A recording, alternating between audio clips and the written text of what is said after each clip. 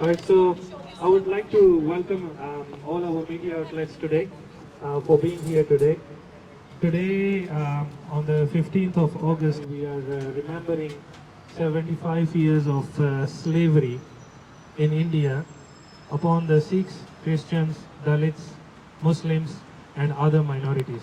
So, whereas they celebrate their independence, we are remembering the people that they have killed on the name of independence or freedom. So today the protest here is to highlight the human rights violations that are going on in India on minorities, and as you can see the placards are putting out a message specific to why we are here today. To bring you on just something very current, and then from that we can work out um, the liberty and how free minorities in India.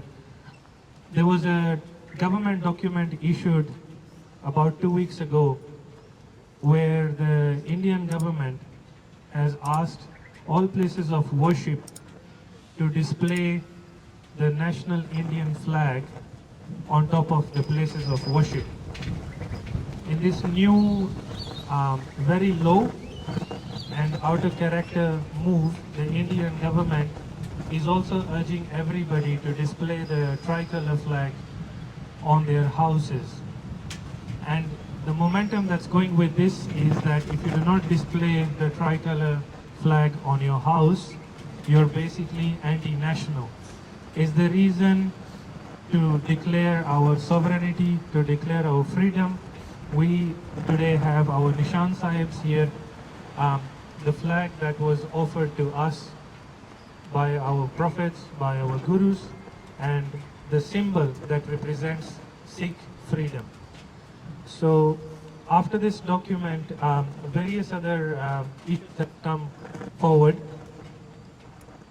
We are giving out a template today to celebrate, to rather remember what's going on here. Two of the prominent independent journalists out of India have come forward and written 2 articles on the reality of India. And the first article is by Arundhati Roy. She, being in India, has written out an article saying that India is on the verge of becoming the next fascist, narcissist enterprise. We know today that through the articles of Maria Casolina that in 1925 Indian nationalists were meeting with Mussolini and Hitler between the years of 1926 and 1941 in Italy and in Germany to formulate what today is known as the Hindutva ideology. So today our protest is against a mindset, it's against an ideology, it is against a tyranny and not against somebody's particular faith or religion for that matter. The question that comes into mind for our Australian leaders and politicians is that it is not the first time that any other country except Australia today is celebrating 75 years of their independence. So the question that goes out to the politicians is why then subdue to such influence from another country where today you're going to be displaying the tricolor flag on 40 of your government buildings. So I would like to ask the leaders to please explain why they thought this was necessary. Because if you look back into the media, the Age newspaper in Sydney launched an article on the 13th of April, and the article is titled 13 Research Fellows Quit Their Research in the Faculty of Arts and Political Science in the University of Melbourne because the Indian consulate and the Indian High Commission were directly influencing the chancellery of that university to shape the research these research fellows were going to put out. So anytime the word India and violence, India and the killing of minorities would come out as one sentence in their research, the Indian consulate would that get involved and then ask the research fellows to stop doing what they're doing or stop doing the research, and it directly and indirectly influence and interfere with what we pride ourselves as the sovereignty of Australia, or a free country. So my question out again to these politicians is, why, if you could explain to the free thinkers of Australia, why today celebrate and accept such a deep influence of another country in your country? So are we truly free? Are we truly sovereign? Are we truly going to live by the free mindset and the free thought and the free will that we sing in our national anthem? So with that, we're going to start today's program by repeating a recitation from the Sikh scripture, the Guru Granth Sahib, 5 times, after which Gurinder Singh will help us play a Nagara. This is a drum that was invented in the 1700s by the Sikhs. It's designed to put out a message. It's generally used in terms of declaring protest, declaring a war, or declaring a message out to the authorities that we do not accept your version of independence, we don't accept your version of the story. What is going on in India is completely different from what is put out in the common media, in India's media as well, and also inside the local media or the local states in India as well. So can I please ask everyone to first recite the Mool Mantar 5 times, after which we will play the Nagara and we'll shout out Jakaras, and then the media teams also can focus on that as well, and I really appreciate all of you being here today as well. So we'll start off with the Mool Mantar first. Ik Oankar Satnam Karta Purakh Nirbhau Nirvair Akal Murth Ajuni Saibang Gur Prasad Jap Aad Sach Jugad Sach Hai Bhi Sach Nanak Hosi Ik Oankar Satnam Purakh Nirbhau Nirvair Akal Murth Ajuni Saibang Gur Prasad Jap Aad Sach Jugad Sach Hai Bhi Sach Nanak Hosi Ik Oankar Satnam Karta Purakh Nirbhau Nirvair Akal Murth Ajuni Saibang Gur Prasad Jap Aad Sach Jugad Sach Hai Bhi Sach Nanak Hosi Bhi Sach Ik Oankar Satnam Karta Purakh Nirvair Akal Murth Ajuni Saibang Jap Aad Sach Jugad Sach Hai Bhi Sach Nanak Hosi Bhi Sach Ik Oankar Satnam Karta Purakh Nirbhau Nirvair Akal Murth Sad Jap Aad Sach Hai Bhi Sach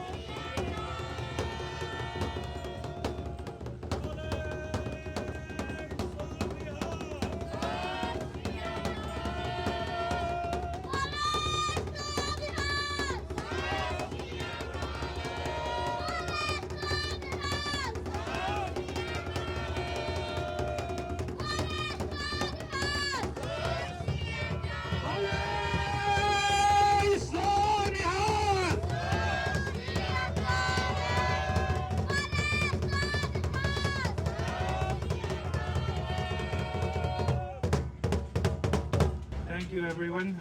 I think the message should be loud and clear to the people who are sitting in there in the offices, hoisting the tricolor, which is not going to be dear to them, by the way, in the next 1 year, because the Hindutva ideology advocates for the tricolor being not their flag, and they're going to be coming up with a new flag. They're even talking about renaming their country to Bharat from India. So with this, can I please introduce the first speaker, Mr. Sukhjit Singh, to come out on the stage. He'll be talking about what we are doing here, why we are here today. Most of his speech is going to be in Punjabi. And I urge the media teams as well to keep helping us get this message across to the wider community, even if it's in Punjabi. Because Punjabi being such a beautiful language, you will see that after 1 or 2 minutes, you'll automatically start understanding what he has to say. So can I please introduce Ethan to come on the stage? ਗੁਰੂ ਰੂਪ ਸਾਧ ਸੰਗਤ ਜੀ, ਵਾਹਿਗੁਰੂ ਜੀ ਕਾ ਖਾਲਸਾ, ਵਾਹਿਗੁਰੂ ਜੀ ਕੀ ਫਤਿਹ। ਸੋ ਅੱਜ ਆਪਣਾ ਸਾਰਿਆਂ ਦਾ ਇੱਥੇ ਇਕੱਠੇ ਹੋਣ ਦਾ ਜਿਹੜਾ ਮਕਸਦ ਆ ਉਹ ਹੈਗਾ ਆ ਭਾਰਤੀ ਸਟੇਟ ਵੱਲੋਂ ਸਿੱਖਾਂ ਦੇ ਨਾਲ ਅਤੇ ਪੰਜਾਬ ਦੇ ਨਾਲ ਜਾਂ ਜਿਹੜੀਆਂ ਉੱਥੇ ਮਾਈਨੋਰਿਟੀਜ਼ ਰਹਿ ਰਹੀਆਂ ਨੇ ਉਹਨਾਂ ਦੇ ਨਾਲ ਕੀਤੇ ਗਏ ਧੋਖੇ ਨੂੰ ਜੱਗ ਜ਼ਾਹਿਰ ਕਰਨਾ।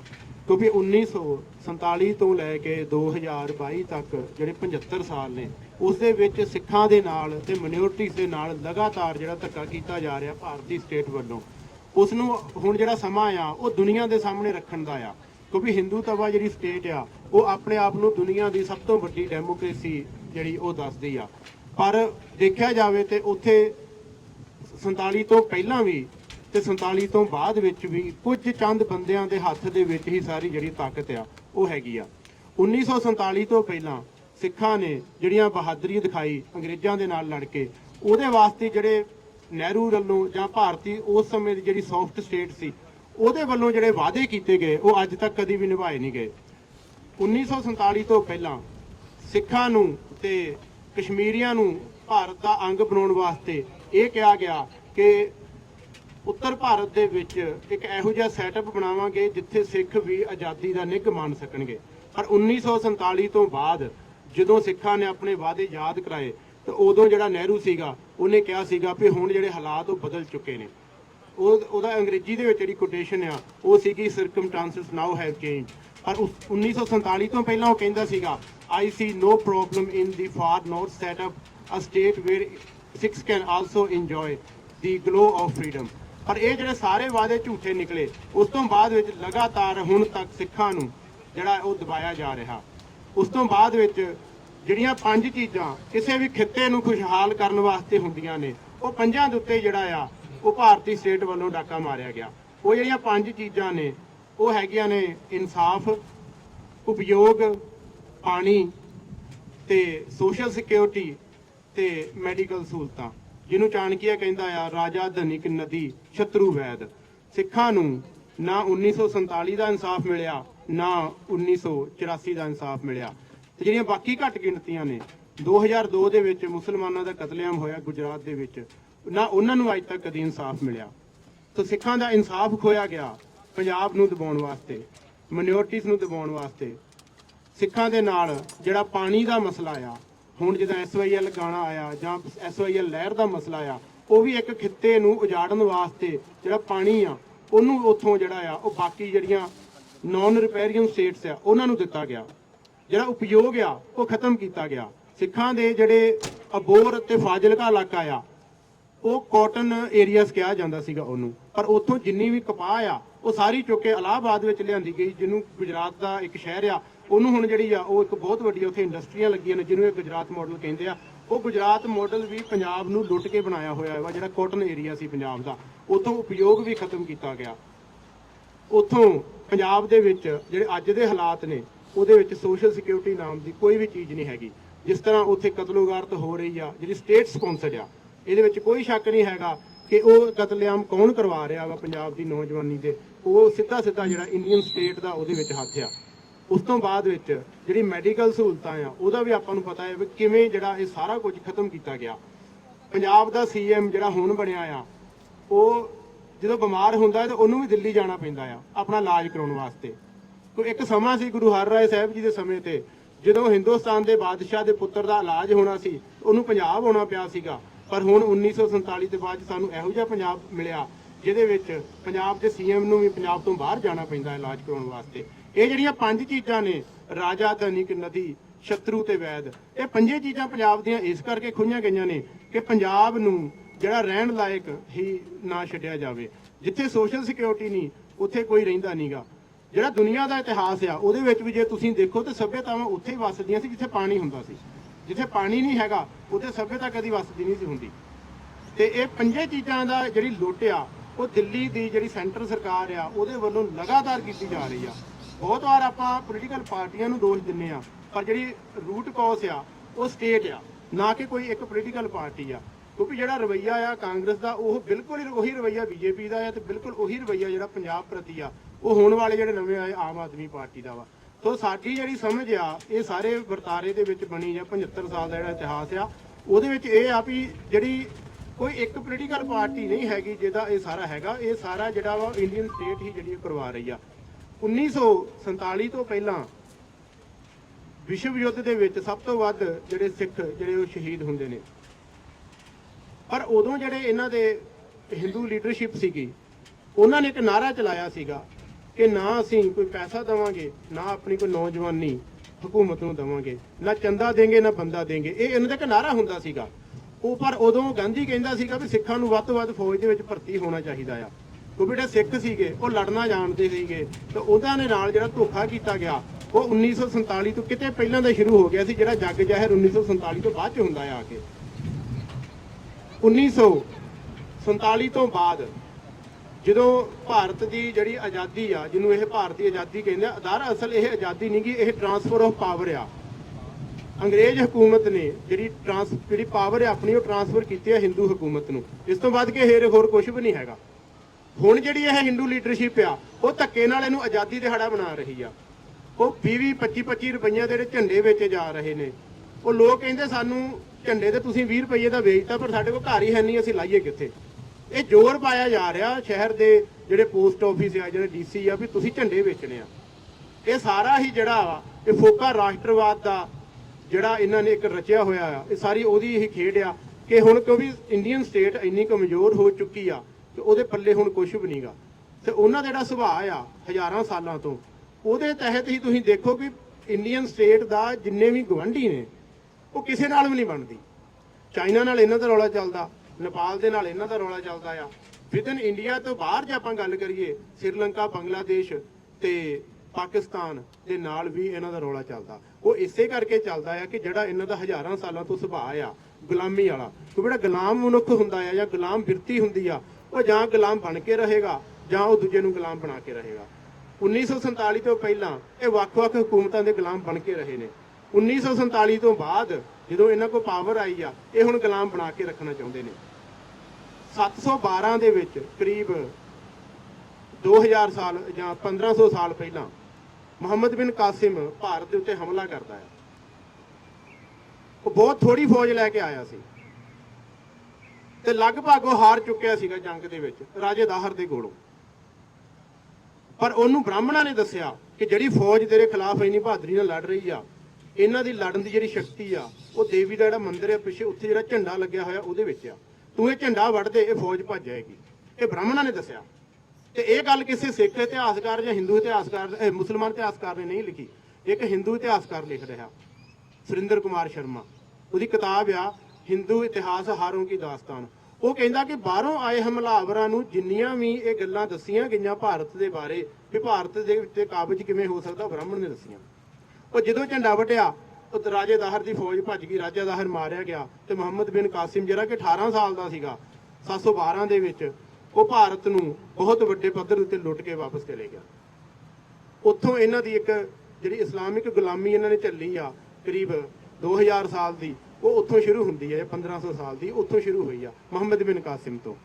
ਜਿਹੜੇ ਝੰਡਿਆਂ ਦਾ ਅੱਜ ਰੌਲਾ ਪਾਇਆ ਜਾ ਰਿਹਾ ਇਹ ਉਹੀ ਝੰਡੇ ਨੇ ਜਿਹੜੇ ਕਦੇ ਇਹਨਾਂ ਨੇ ਆਪ ਸੂਹ ਦੇ ਕੇ ਵਢਵਾਏ ਸੀਗੇ। ਉਸ ਤੋਂ ਬਾਅਦ ਜਿੰਨੇ ਵੀ ਹਮਲਾਵਰ ਆਉਂਦੇ ਰਹੇ ਨੇ ਇਹ ਅੱਗੇ ਉਹਨਾਂ ਨੂੰ ਜਾ ਕੇ ਜਿਹੜਾ ਆ ਉਹ ਵੈਲਕਮ ਕਰਦੇ ਰਹੇ ਨੇ। ਤੇ ਇੱਕ ਸਮੇਂ ਦੇ ਉੱਤੇ ਆ ਕੇ ਇਹਨਾਂ ਨੇ ਅਕਬਰ ਨੂੰ ਆਪਣਾ ਡੋਲਾ ਵੀ ਦੇ ਦਿੱਤਾ ਸੀਗਾ। ਤੋ ਇਹਨਾਂ ਦੇ ਬਾਰੇ ਜਿਹੜਾ ਆ ਉਹ ਅੰਗਰੇਜ਼ ਇਤਿਹਾਸਕਾਰਾਂ ਨੇ ਲਿਖਿਆ ਆ। ਜਿਹੜਾ ਵਿੰਸਟਨ ਚਰਚਿਲ ਸੀਗਾ ਸਿੱਖਾਂ ਦੇ ਨਾਲ ਉਹ ਜੰਗਾਂ ਦੇ ਵਿੱਚ ਵੀ ਰਿਹਾ। ਬਾਅਦ ਵਿੱਚ ਉਹ ਇੰਗਲੈਂਡ ਦਾ ਪ੍ਰਧਾਨ ਮੰਤਰੀ ਵੀ ਬਣਿਆ 1940 ਦੇ ਵਿੱਚ। ਉਹਨੇ ਇਸ ਲੀਡਰਸ਼ਿਪ ਨੂੰ ਮੈਨ ਆਫ ਸਟਰੋ ਲਿਖਿਆ, ਪੱਖੋਂ ਹੌਲੇ ਬੰਦੇ। ਉਹ ਕਹਿੰਦਾ ਸੀਗਾ ਵੀ ਜਿਹੜੀ ਭਾਰਤ ਆ ਉਹ ਜੇ ਆਜ਼ਾਦ, ਇੱਥੋਂ ਪਹਿਲੀ ਗੱਲ ਤਾਂ ਕਹਿੰਦਾ ਇਹਨਾਂ ਨੂੰ ਆਜ਼ਾਦੀ ਦੇਣੀ ਚਾਹੀਦੀ ਨਹੀਂ ਗੇ, ਆਜ਼ਾਦ ਹੋਣ ਵਾਲੇ ਲਾਇਕ ਬੰਦੇ ਹੀ ਨਹੀਂ ਹੈਗੇ। ਇਹ ਹਿੰਦੂ ਲੀਡਰਸ਼ਿਪ ਬਾਰੇ ਉਹ ਲਿਖ ਰਿਹਾ। ਜੇ ਕਹਿੰਦਾ ਆਜ਼ਾਦੀ ਦੇਣੀ ਵੀ ਆ ਤੇ ਸਿੱਖਾਂ ਨੂੰ ਇੱਕ ਵੱਖਰਾ ਰਾਜ ਦਿੱਤਾ ਜਾਵੇ ਜਿੱਥੇ ਉਹ ਆਪਣੀ ਆਜ਼ਾਦੀ ਦਾ ਨਿੱਘ ਮਾਣ ਸਕਣ। ਇਹੀ ਗੱਲ ਮੁਹੰਮਦ ਅਲੀ ਜਿਨਾਹ ਨੇ ਕਹੀ ਸੀ ਇਹਨਾਂ ਬਾਰੇ ਕਿ ਤੁਸੀਂ ਹਿੰਦੂ ਨੂੰ ਗੁਲਾਮ ਦੇਖਿਆ, ਜਦੋਂ ਤੁਸੀਂ ਇਹਨਾਂ ਨੂੰ ਆਜ਼ਾਦ ਦੇਖੋਗੇ ਉਦੋਂ ਇਹਨਾਂ ਦਾ ਅਸਲੀ ਚਿਹਰਾ ਸਾਹਮਣੇ ਆਉਣਾ ਆ। ਪਰ ਜਿਹੜੀ ਉਹ ਲੀਡਰਸ਼ਿਪ ਸੀਗੀ ਉਹਨੇ ਇੰਨੇ ਕਿ ਜ਼ਿਆਦਾ ਧੋਖੇ ਦੇ ਨਾਲ ਸਿੱਖਾਂ ਨੂੰ ਵਰਗਲਾ ਕੇ 1947 ਦੇ ਵਿੱਚ ਆਪਣੇ ਨਾਲ ਜੋੜਿਆ। ਤੇ ਹੁਣ ਵੀ ਬਿਲਕੁਲ ਉਸ ਖਿੱਤੇ ਦੇ ਹਾਲਾਤ ਦੁਬਾਰਾ ਇਹ ਬਣਦੇ ਜਾ ਰਹੇ ਨੇ ਬਹੁਤ ਤੇਜ਼ੀ ਦੇ ਨਾਲ। ਸਾਊਥ ਈਸਟ ਏਸ਼ੀਆ ਦੇ ਜਿਹੜੇ ਹਾਲਾਤ ਆ ਉਹ ਦੁਬਾਰਾ ਇੱਕ ਵਾਰ 1940 ਜਾਂ 1945 ਵਾਲੇ ਬਣਦੇ ਜਾ ਰਹੇ ਨੇ। ਉਹ ਯੂਕਰੇਨ ਦੀ ਜਾਂ ਰਸ਼ੀਆ ਦੀ ਜੰਗ ਹੋਵੇ, ਅਫਗਾਨਿਸਤਾਨ ਦੇ ਵਿੱਚੋਂ ਅਮਰੀਕਨ ਫੌਜ ਦਾ ਜਾਣਾ, ਜਾਂ ਜਿਹੜੇ ਨਿਊਕਲੀਅਰ ਕਲੈਸ਼ ਆ ਪਾਕਿਸਤਾਨ, ਚਾਈਨਾ ਤੇ ਇੰਡੀਆ ਦਾ, ਉਹ ਬਿਲਕੁਲ ਉਸ ਖਿੱਤੇ ਦੇ ਹਾਲਾਤ ਫੇਰ ਉਸ ਉਤਰਾਂ ਦੇ ਬਣਨੇ ਆ। 75 ਸਾਲ ਹੋ ਗਏ ਨੇ, ਕਰੀਬ 100 ਸਾਲ ਤੋਂ ਬਾਅਦ ਇਹ ਹਾਲਾਤ ਫੇਰ ਉਸ ਤਰ੍ਹਾਂ ਬਣਦੇ ਰਹੇ ਨੇ। ਇਹ ਸਾਊਥ ਈਸਟ ਏਸ਼ੀਆ ਦਾ ਇਤਿਹਾਸ ਰਿਹਾ ਆ। ਹੁਣ ਜਿਹੜੀ ਆ ਬੜੀ ਧਿਆਨ ਦੇਣ ਦੀ ਗੱਲ ਆ ਕਿ ਇੱਕ ਵਾਰ ਫੇਰ ਜਿਹੜੇ ਨੇ ਇਹ ਸਿੱਖਾਂ ਨੂੰ ਵਰਗਲਾ ਕੇ ਆਪਣੇ ਨਾਲ ਲਾਉਣਾ ਚਾਹੁੰਦੇ ਨੇ। ਇਸੇ ਕਰਕੇ ਪੰਜਾਬ ਦੇ ਵਿੱਚ ਉਹਨਾਂ ਨੇ 25 ਲੱਖ ਜਿਹੜੇ ਆ ਉਹ ਤਿਰੰਗੇ ਝੰਡੇ ਘੱਲੇ ਨੇ। ਤੇ ਆਪਣੇ ਜਿਹੜੇ ਉਹਨਾਂ ਦੇ ਚੀਫ ਆਫ ਆਰਮੀ ਸਟਾਫ ਆ ਉਹ ਪੰਜਾਬ ਦੀਆਂ ਯੂਨੀਵਰਸਿਟੀਆਂ ਦੇ ਵਿੱਚ ਆ ਰਿਹਾ ਆ। ਉਹਨਾਂ ਦੇ ਜਿਹੜੇ ਗ੍ਰਹਿ ਮੰਤਰੀ ਅਮਿਤ ਸ਼ਾਹ ਆ ਉਹ ਬਾਰ-ਬਾਰ ਪੰਜਾਬ ਆ ਰਿਹਾ ਵਾ। ਇਸੇ ਤਰ੍ਹਾਂ ਜਿਹੜਾ ਉਹਨਾਂ ਦਾ ਇੱਕ ਸਤਿਆਪਾਲ ਮਲਿਕ ਆ ਉਹਦੇ ਵੱਲੋਂ ਪੰਜਾਬ ਦੇ ਜਾਂ ਸਿੱਖਾਂ ਦੀਆਂ ਸਿਫਤਾਂ ਕਰਨੀਆਂ ਬਾਰ-ਬਾਰ। ਇਹ ਬਿਲਕੁਲ ਉਹੀ ਪੈਟਰਨ ਆ ਜਿਹੜਾ ਪੈਟਰਨ ਇਹਨਾਂ 1947 ਤੋਂ ਪਹਿਲਾਂ ਵਰਤਿਆ, ਜਿੱਥੇ ਗਾਂਧੀ ਕਹਿੰਦਾ ਹੈਗਾ ਕਿ ਜੇ ਅਸੀਂ ਸਿੱਖਾਂ ਦੇ ਹੱਕ ਮਾਰੇ। ਇਹ ਗੱਲ ਉਹਨੇ ਗੁਰਦੁਆਰਾ ਸਾਹਿਬ ਦੇ ਵਿੱਚ ਖੜ ਕੇ ਕਹੀ ਸੀਗੀ, ਬੰਗਲਾ ਸਾਹਿਬ ਗੁਰਦੁਆਰਾ ਦੇ ਵਿੱਚ ਦਿੱਲੀ ਵਿਖੇ, ਕਿ ਜੇ ਅਸੀਂ ਸਿੱਖਾਂ ਦੇ ਹੱਕ ਮਾਰੇ, ਸਿੱਖਾਂ ਨੂੰ ਚੰਗੀ ਤਰ੍ਹਾਂ ਪਤਾ ਆ ਕਿ ਕਿਰਪਾਨ ਦੇ ਨਾਲ ਆਪਣੇ ਹੱਕ ਕਿਵੇਂ ਲੈਣੇ ਆ। ਤੇ ਜਦੋਂ ਸਿੱਖਾਂ ਨੇ 1984 ਦੇ ਵਿੱਚ ਆਪਣੇ ਮਸਲ ਫਲੈਕਸ ਕੀਤੇ, ਹਥਿਆਰ ਚੁੱਕੇ, ਉਦੋਂ ਫਿਰ ਉਹਨਾਂ ਨੂੰ ਅੱਤਵਾਦੀ ਜਾਂ ਵੱਖਵਾਦੀ ਜਿਹੜਾ ਆ ਉਹ ਦੋਸ਼ ਲਾਏ ਗਏ। ਹੁਣ ਸਾਰੀ ਦੁਨੀਆ ਦੇ ਵਿੱਚ ਇਹਨਾਂ ਨੇ ਸਿੱਖਾਂ ਨੂੰ ਬਦਨਾਮ ਕਰਨ ਵਾਸਤੇ ਉਹੋ ਜਿਹੇ ਆਪਣੇ ਜਿਹੜੇ ਸਿੱਖਦਾਰ ਆ, ਜਿਹੜੇ ਗਵਰਨਮੈਂਟ ਅਫੀਸ਼ੀਅਲ ਉਹ ਲਾਏ ਆ ਕਿ ਜਿਹੜੇ ਸਿੱਖ ਬੋਲਦੇ ਵੀ ਪੰਜਾਬੀ ਹੋਣਗੇ, ਕਈ ਵਾਰ ਦੇਖਣ ਨੂੰ ਵੀ ਤੁਹਾਡੇ ਵਰਗੇ ਲੱਗਦੇ ਹੋਣਗੇ, ਪਰ ਉਹ ਜੀ ਹਜ਼ੂਰੀ ਵੀ ਕਰਨਗੇ ਤੇ ਨਾਲ ਦੀ ਨਾਲ ਉਹ ਪਿੱਛੇ ਰੰਜਿਸ਼ ਵੀ ਕਰ ਰਹੇ ਹੁੰਦੇ ਆ। ਤੇ ਬਹੁਤ ਧਿਆਨ ਦੇਣ ਦੀ ਲੋੜ ਆ ਅੱਜ ਸਾਨੂੰ ਕਿ ਆਉਣ ਵਾਲਾ ਸਮਾਂ ਜਿਹੜਾ ਆ ਉਹਦੇ ਵਿੱਚ ਸਿੱਖਾਂ ਦਾ ਜਿਹੜਾ ਸਿੱਖ ਫੈਕਟਰ ਆ ਉਹ ਬਹੁਤ ਵੱਡਾ ਹੋਇਆ ਕੋਵਿਡ ਦੇ ਵਿੱਚ ਵੀ। ਤੇ ਜਿਹੜਾ ਫਾਰਮਰ ਪ੍ਰੋਟੈਸਟ ਜਿਹਦਾ ਬੇਸ ਵੈਸੇ ਪੰਜਾਬ ਤੇ ਸਿੱਖ ਹੀ ਸੀਗਾ, ਸਿੱਖੀਜ਼ਮ ਸੀਗਾ ਉਸ ਪ੍ਰੋਟੈਸਟ ਦਾ, ਉਹਦੇ ਵਿੱਚ ਸਾਨੂੰ ਬਹੁਤ ਧਿਆਨ ਦੇਣ ਦੀ ਲੋੜ ਆ ਕਿ ਇਹਨਾਂ ਨੇ ਹੁਣ ਜਿਹੜੇ ਆਪਣੇ ਏਜੰਟ ਕਹਿ ਸਕਦੇ ਆ, ਜਿਹੜੇ ਆਪਣੇ ਐਕਟਿਵ ਕੀਤੇ ਆ, ਉਹਨਾਂ ਤੋਂ ਕਿਵੇਂ ਬਚਣਾ ਹੈ। ਦੁਨੀਆ ਦੇ ਵਿੱਚ ਜਿੰਨੀਆਂ ਵੀ ਅੰਬੈਸੀਆਂ ਨੇ ਸਾਰਿਆਂ ਦੇ ਕੌਂਸਲੇਟਾਂ ਦੀ ਤਬਦੀਲੀ ਹੋਏ ਨੇ। ਉਹ ਉਹੋ ਜਿਹੇ ਕੌਂਸਲੇਟ ਲਾਏ ਗਏ ਨੇ ਜਿਹੜੇ ਤੁਹਾਨੂੰ ਵਰਗਲਾ ਕੇ ਇੱਕ ਵਾਰ ਫੇਰ ਭਾਰਤ ਦੇ ਨਾਲ ਤੁਹਾਡਾ ਭਵਿੱਖ ਜੋੜਨਗੇ। ਮੁਹੰਮਦ ਅਲੀ ਜਿਨਾਹ ਦੀ ਇੱਕ ਬੜੀ ਪਿਆਰੀ ਗੱਲ ਆ ਕਿ ਰਾਤ ਦੇ 2:30 ਵਜੇ ਉਹਨੂੰ ਕਿਸੇ ਨੇ ਫੋਨ ਕੀਤਾ, ਉਹਨੇ ਪਹਿਲੀ ਬੈਲ ਤੇ ਚੁੱਕ ਲਿਆ। ਤੇ 1947 ਦੇ ਦੌਰ ਦੀ ਗੱਲ ਆ, 15 ਅਗਸਤ 1947 ਤੋਂ ਪਹਿਲਾਂ ਦੀ ਗੱਲ ਆ ਇਹ। ਉਹ ਜਿਹਨੇ ਫੋਨ ਕੀਤਾ ਉਹਨੇ ਪਹਿਲਾਂ ਮਾਫੀ ਮੰਗੀ ਕਿ ਮੈਂ ਅੱਧੀ ਰਾਤ ਦੇ ਬਾਅਦ ਤੁਹਾਨੂੰ ਫੋਨ ਕਰ ਰਿਹਾ, ਤੇ ਨਾਲੇ ਉਹਨੇ ਸਵਾਲ ਪੁੱਛਿਆ ਕਿ ਤੁਸੀਂ ਜਾਗਦੇ ਸੀ। ਤੇ ਮੁਹੰਮਦ ਅਲੀ ਜਿਨਾਹ ਨੇ ਬੜਾ ਪਿਆਰਾ ਜਵਾਬ ਦਿੱਤਾ ਸੀ, ਕਹਿੰਦਾ ਜਦੋਂ ਕੌਮ ਸੁੱਤੀ ਹੋਵੇ ਉਦੋਂ ਆਗੂ ਨੂੰ ਜਾਗਣਾ ਪੈਂਦਾ। ਉਹ ਰਾਤ ਦੇ 2:30 ਵਜੇ ਵੀ ਜਾਗਦਾ ਸੀਗਾ। ਤੇ ਮੁਹੰਮਦ ਅਲੀ ਜਿਨਾਹ ਦੇ ਪਿੱਛੇ ਜਿਹੜੀ ਤਾਕਤ ਕੰਮ ਕਰ ਰਹੀ ਸੀ ਉਹ ਸੀ ਡਾਕਟਰ ਮੁਹੰਮਦ ਇਕਬਾਲ, ਜਿਹਨੇ ਬਹੁਤ ਸਾਰੀਆਂ ਨਜ਼ਮਾਂ ਲਿਖੀਆਂ। ਗੁਰੂ ਨਾਨਕ ਸਾਹਿਬ ਜੀ ਦੇ ਉੱਪਰ ਵੀ ਲਿਖਿਆ, ਜਿਹੜੇ ਆਪਣੇ ਪ੍ਰਚਾਰਕ ਅਕਸਰ ਇਹ ਕੋਟੇਸ਼ਨ ਕਰਦੇ ਆ ਨਾ, ਫਿਰ ਉੱਠੀ ਸਦਾ ਤੋਹੀਦ ਕੀ ਪੰਜਾਬ ਸੇ, ਮਰਦੇ ਕਾਮਲ ਨੇ ਜਗਾਇਆ ਹਿੰਦ ਕੋ ਇੱਕ ਖਾਬ ਸੇ। ਜਾਂ ਜਿਹੜੀ ਇੱਕ ਹੋਰ ਗੱਲ ਉਹਨੇ ਲਿਖੀ ਸੀਗੀ, ਸ਼ਰਮ ਸੀ ਆਤੀ ਹੈ ਇਸ ਵਤਨ ਕੋ ਵਤਨ ਕਹਤੇ ਹੋਏ। ਇਹ ਸਾਰਾ ਡਾਕਟਰ ਮੁਹੰਮਦ ਇਕਬਾਲ ਦਾ ਕੰਮ ਆ ਕਿ ਉਹਨੇ ਮੁਹੰਮਦ ਅਲੀ ਜਿਨਾਹ ਨੂੰ ਜਿਹੜਾ ਤਿਆਰ ਕੀਤਾ ਸੀਗਾ। ਉਹ ਡਾਕਟਰ ਮੁਹੰਮਦ ਇਕਬਾਲ ਕਦੇ ਲਿਖਦਾ ਹੁੰਦਾ ਸੀਗਾ ਸਾਰੇ ਜਹਾਂ ਸੇ ਅੱਛਾ ਹਿੰਦੂ ਸਿਤਾ ਹਮਾਰਾ, ਇਹ ਵੀ ਡਾਕਟਰ ਮੁਹੰਮਦ ਇਕਬਾਲ ਨੇ ਲਿਖਿਆ। ਪਰ ਜਦੋਂ ਉਹਨਾਂ ਨੇ ਹਿੰਦੂ ਕਵੀਆਂ ਦਾ ਅਸਲੀ ਚਿਹਰਾ ਦੇਖਿਆ, ਉਹਨੇ ਫਿਰ ਆਪਣੀ ਕਲਮ ਜਿਹੜੀ ਸੀ ਉਹ ਬਦਲੀ ਤੇ ਉਹਨੇ ਫਿਰ ਦੁਬਾਰਾ ਲਿਖਿਆ, ਸ਼ਰਮ ਸੀ ਆਤੀ ਹੈ ਇਸ ਵਤਨ ਕੋ ਵਤਨ ਕਹਤੇ ਹੋਏ। ਜਦੋਂ ਕਦੀ ਵੀ ਮੁਹੰਮਦ ਅਲੀ ਜਿਨਾਹ ਡੋਲਣ ਲੱਗਦਾ ਸੀ ਤੇ ਡਾਕਟਰ ਮੁਹੰਮਦ ਇਕਬਾਲ ਉਹਨੂੰ ਸਮਝਾਉਂਦਾ ਸੀ ਕਿ ਜਦੋਂ ਇਹਨਾਂ ਦੇ ਕੋਲ ਤਾਕਤ ਆ ਗਈ, ਇੱਥੇ ਰਹਿਣਾ ਜਿਹੜਾ ਆ ਉਹ ਮੁਸ਼ਕਲ ਹੋ ਜਾਣਾ ਆ। ਉਹੀ ਗੱਲ ਹੋਈ 1947 ਤੋਂ ਬਾਅਦ 'ਚ ਆਪਾਂ ਦੇਖਦੇ ਹਾਂ ਭਾਰਤ ਦੀ ਕੋਈ ਵੀ ਐਸੀ ਮਿਨੋਰਿਟੀ ਜਿਹਨੂੰ ਨਹੀਂ ਦਬਾਇਆ ਗਿਆ, ਤੇ ਸਾਰਿਆਂ ਨੂੰ ਵਰਗਲਾ ਕੇ ਆਪਣੇ ਨਾਲ ਲਾਇਆ ਗਿਆ ਪਹਿਲਾਂ। ਤੇ ਜਿੱਥੋਂ ਗੱਲ ਆਉਂਦੀ ਹੈ ਅਖੰਡ ਭਾਰਤ ਦੀ, ਉੱਥੇ ਜਿੰਨੇ ਵੀ ਹਿੰਦੂ ਤਵੀ ਨੇ ਉਹ ਸਾਰੇ ਇਕੱਠੇ ਨੇ। ਸਿੱਖਾਂ ਨੂੰ ਇਹ ਗੱਲ ਯਾਦ ਰੱਖਣੀ ਚਾਹੀਦੀ ਆ। ਮੋਦੀ ਵੱਲੋਂ ਇੱਕ ਬੜੀ ਵੱਡੀ ਮੂਰਤੀ ਲਾਈ ਜਾਂਦੀ ਹੈ ਪਿਛਲੇ ਸਾਲਾਂ ਦੇ ਵਿੱਚ ਪਟੇਲ ਦੀ, ਇਹ ਉਹ ਪਟੇਲ ਆ ਜਿਹਨੇ ਅਕਤੂਬਰ ਜਾਂ ਸਤੰਬਰ 1947 ਚ ਸਿੱਖਾਂ ਨੂੰ ਜਰਾਇਮ ਪੇਸ਼ਾ ਕੌਮ ਕਿਹਾ ਸੀ, ਪਰ ਇਹ ਕੱਟੜ ਕਾਂਗਰਸੀ ਸੀਗਾ। ਪਰ ਇਹ ਸਵਾਲ ਇਹ ਆ ਵੀ ਇੱਕ ਕਾਂਗਰਸੀ ਦੀ ਐਡੀ ਮਹਿੰਗੀ ਹਜ਼ਾਰਾਂ ਕਰੋੜਾਂ ਰੁਪਈਆਂ ਦੀ ਮੂਰਤੀ ਮੋਦੀ ਕਿਉਂ ਲਾਊਗਾ? ਕਿਉਂਕਿ ਉਹ ਅਖੰਡ ਭਾਰਤ ਦਾ ਹਮੈਤੀ ਸੀਗਾ।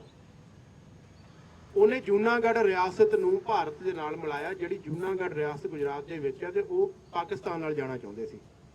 ਇਹਨੇ ਆਪਣੇ ਸਾਰੇ ਕੰਮਕਾਜ ਛੱਡ ਕੇ ਜੂਨਾਗੜ੍ਹ ਆ ਗਿਆ ਸੀ 1947 ਦੇ ਵਿੱਚ, ਤੇ ਇਹਨੇ ਉਹਨਾਂ ਨੂੰ ਝੂਠੇ ਵਾਅਦੇ ਕਰ ਕਰਕੇ ਜੂਨਾਗੜ੍ਹ ਰਿਆਸਤ ਨੂੰ ਆਪਣੇ ਨਾਲ ਜਿਹੜਾ ਸੀ, ਭਾਰਤ ਦੇ ਨਾਲ ਜਿਹੜਾ ਸੀ, ਇਹਨੇ ਉਹਦਾ ਜਿਹੜਾ ਭਵਿੱਖ ਬੰਨਤਾ ਸੀਗਾ। ਹੁਣ ਜਿਹੜੀ ਜੂਨਾਗੜ੍ਹ ਰਿਆਸਤ ਉਹ ਭਾਰਤ ਵਿੱਚ ਆ, ਤੇ ਜੂਨਾਗੜ੍ਹ ਰਿਆਸਤ ਦੇ ਵਿੱਚ ਹੀ ਇਹਨਾਂ ਦਾ ਪ੍ਰਸਿੱਧ ਸੋਮਨਾਥ ਦਾ ਮੰਦਿਰ ਆ, ਜਿਹੜਾ ਗਜਨੀ ਤੇ ਗੌਰੀ ਨੇ ਬੜੀ ਵਾਰ ਲੁੱਟਿਆ। ਪਰ ਜਿਹੜੀਆਂ ਗਲਤੀਆਂ ਸਿੱਖਾਂ ਨੇ 1947 ਚ ਕੀਤੀਆਂ ਨੇ, ਜਿੰਨੀ ਜਾਗਰੂਕਤਾ ਹੁਣ ਆ ਗਈ ਆ, ਹੁਣ ਆਪਾਂ ਆਸ ਕਰਦੇ ਆ ਕਿ ਇਹ ਜਿਹੜੀ ਜਾਗਰੂਕਤਾ ਆ, ਇਹ ਗਲਤੀਆਂ ਹੁਣ ਦੁਬਾਰਾ ਆਪਾਂ ਨਹੀਂ ਦੁਹਰਾਵਾਂਗੇ।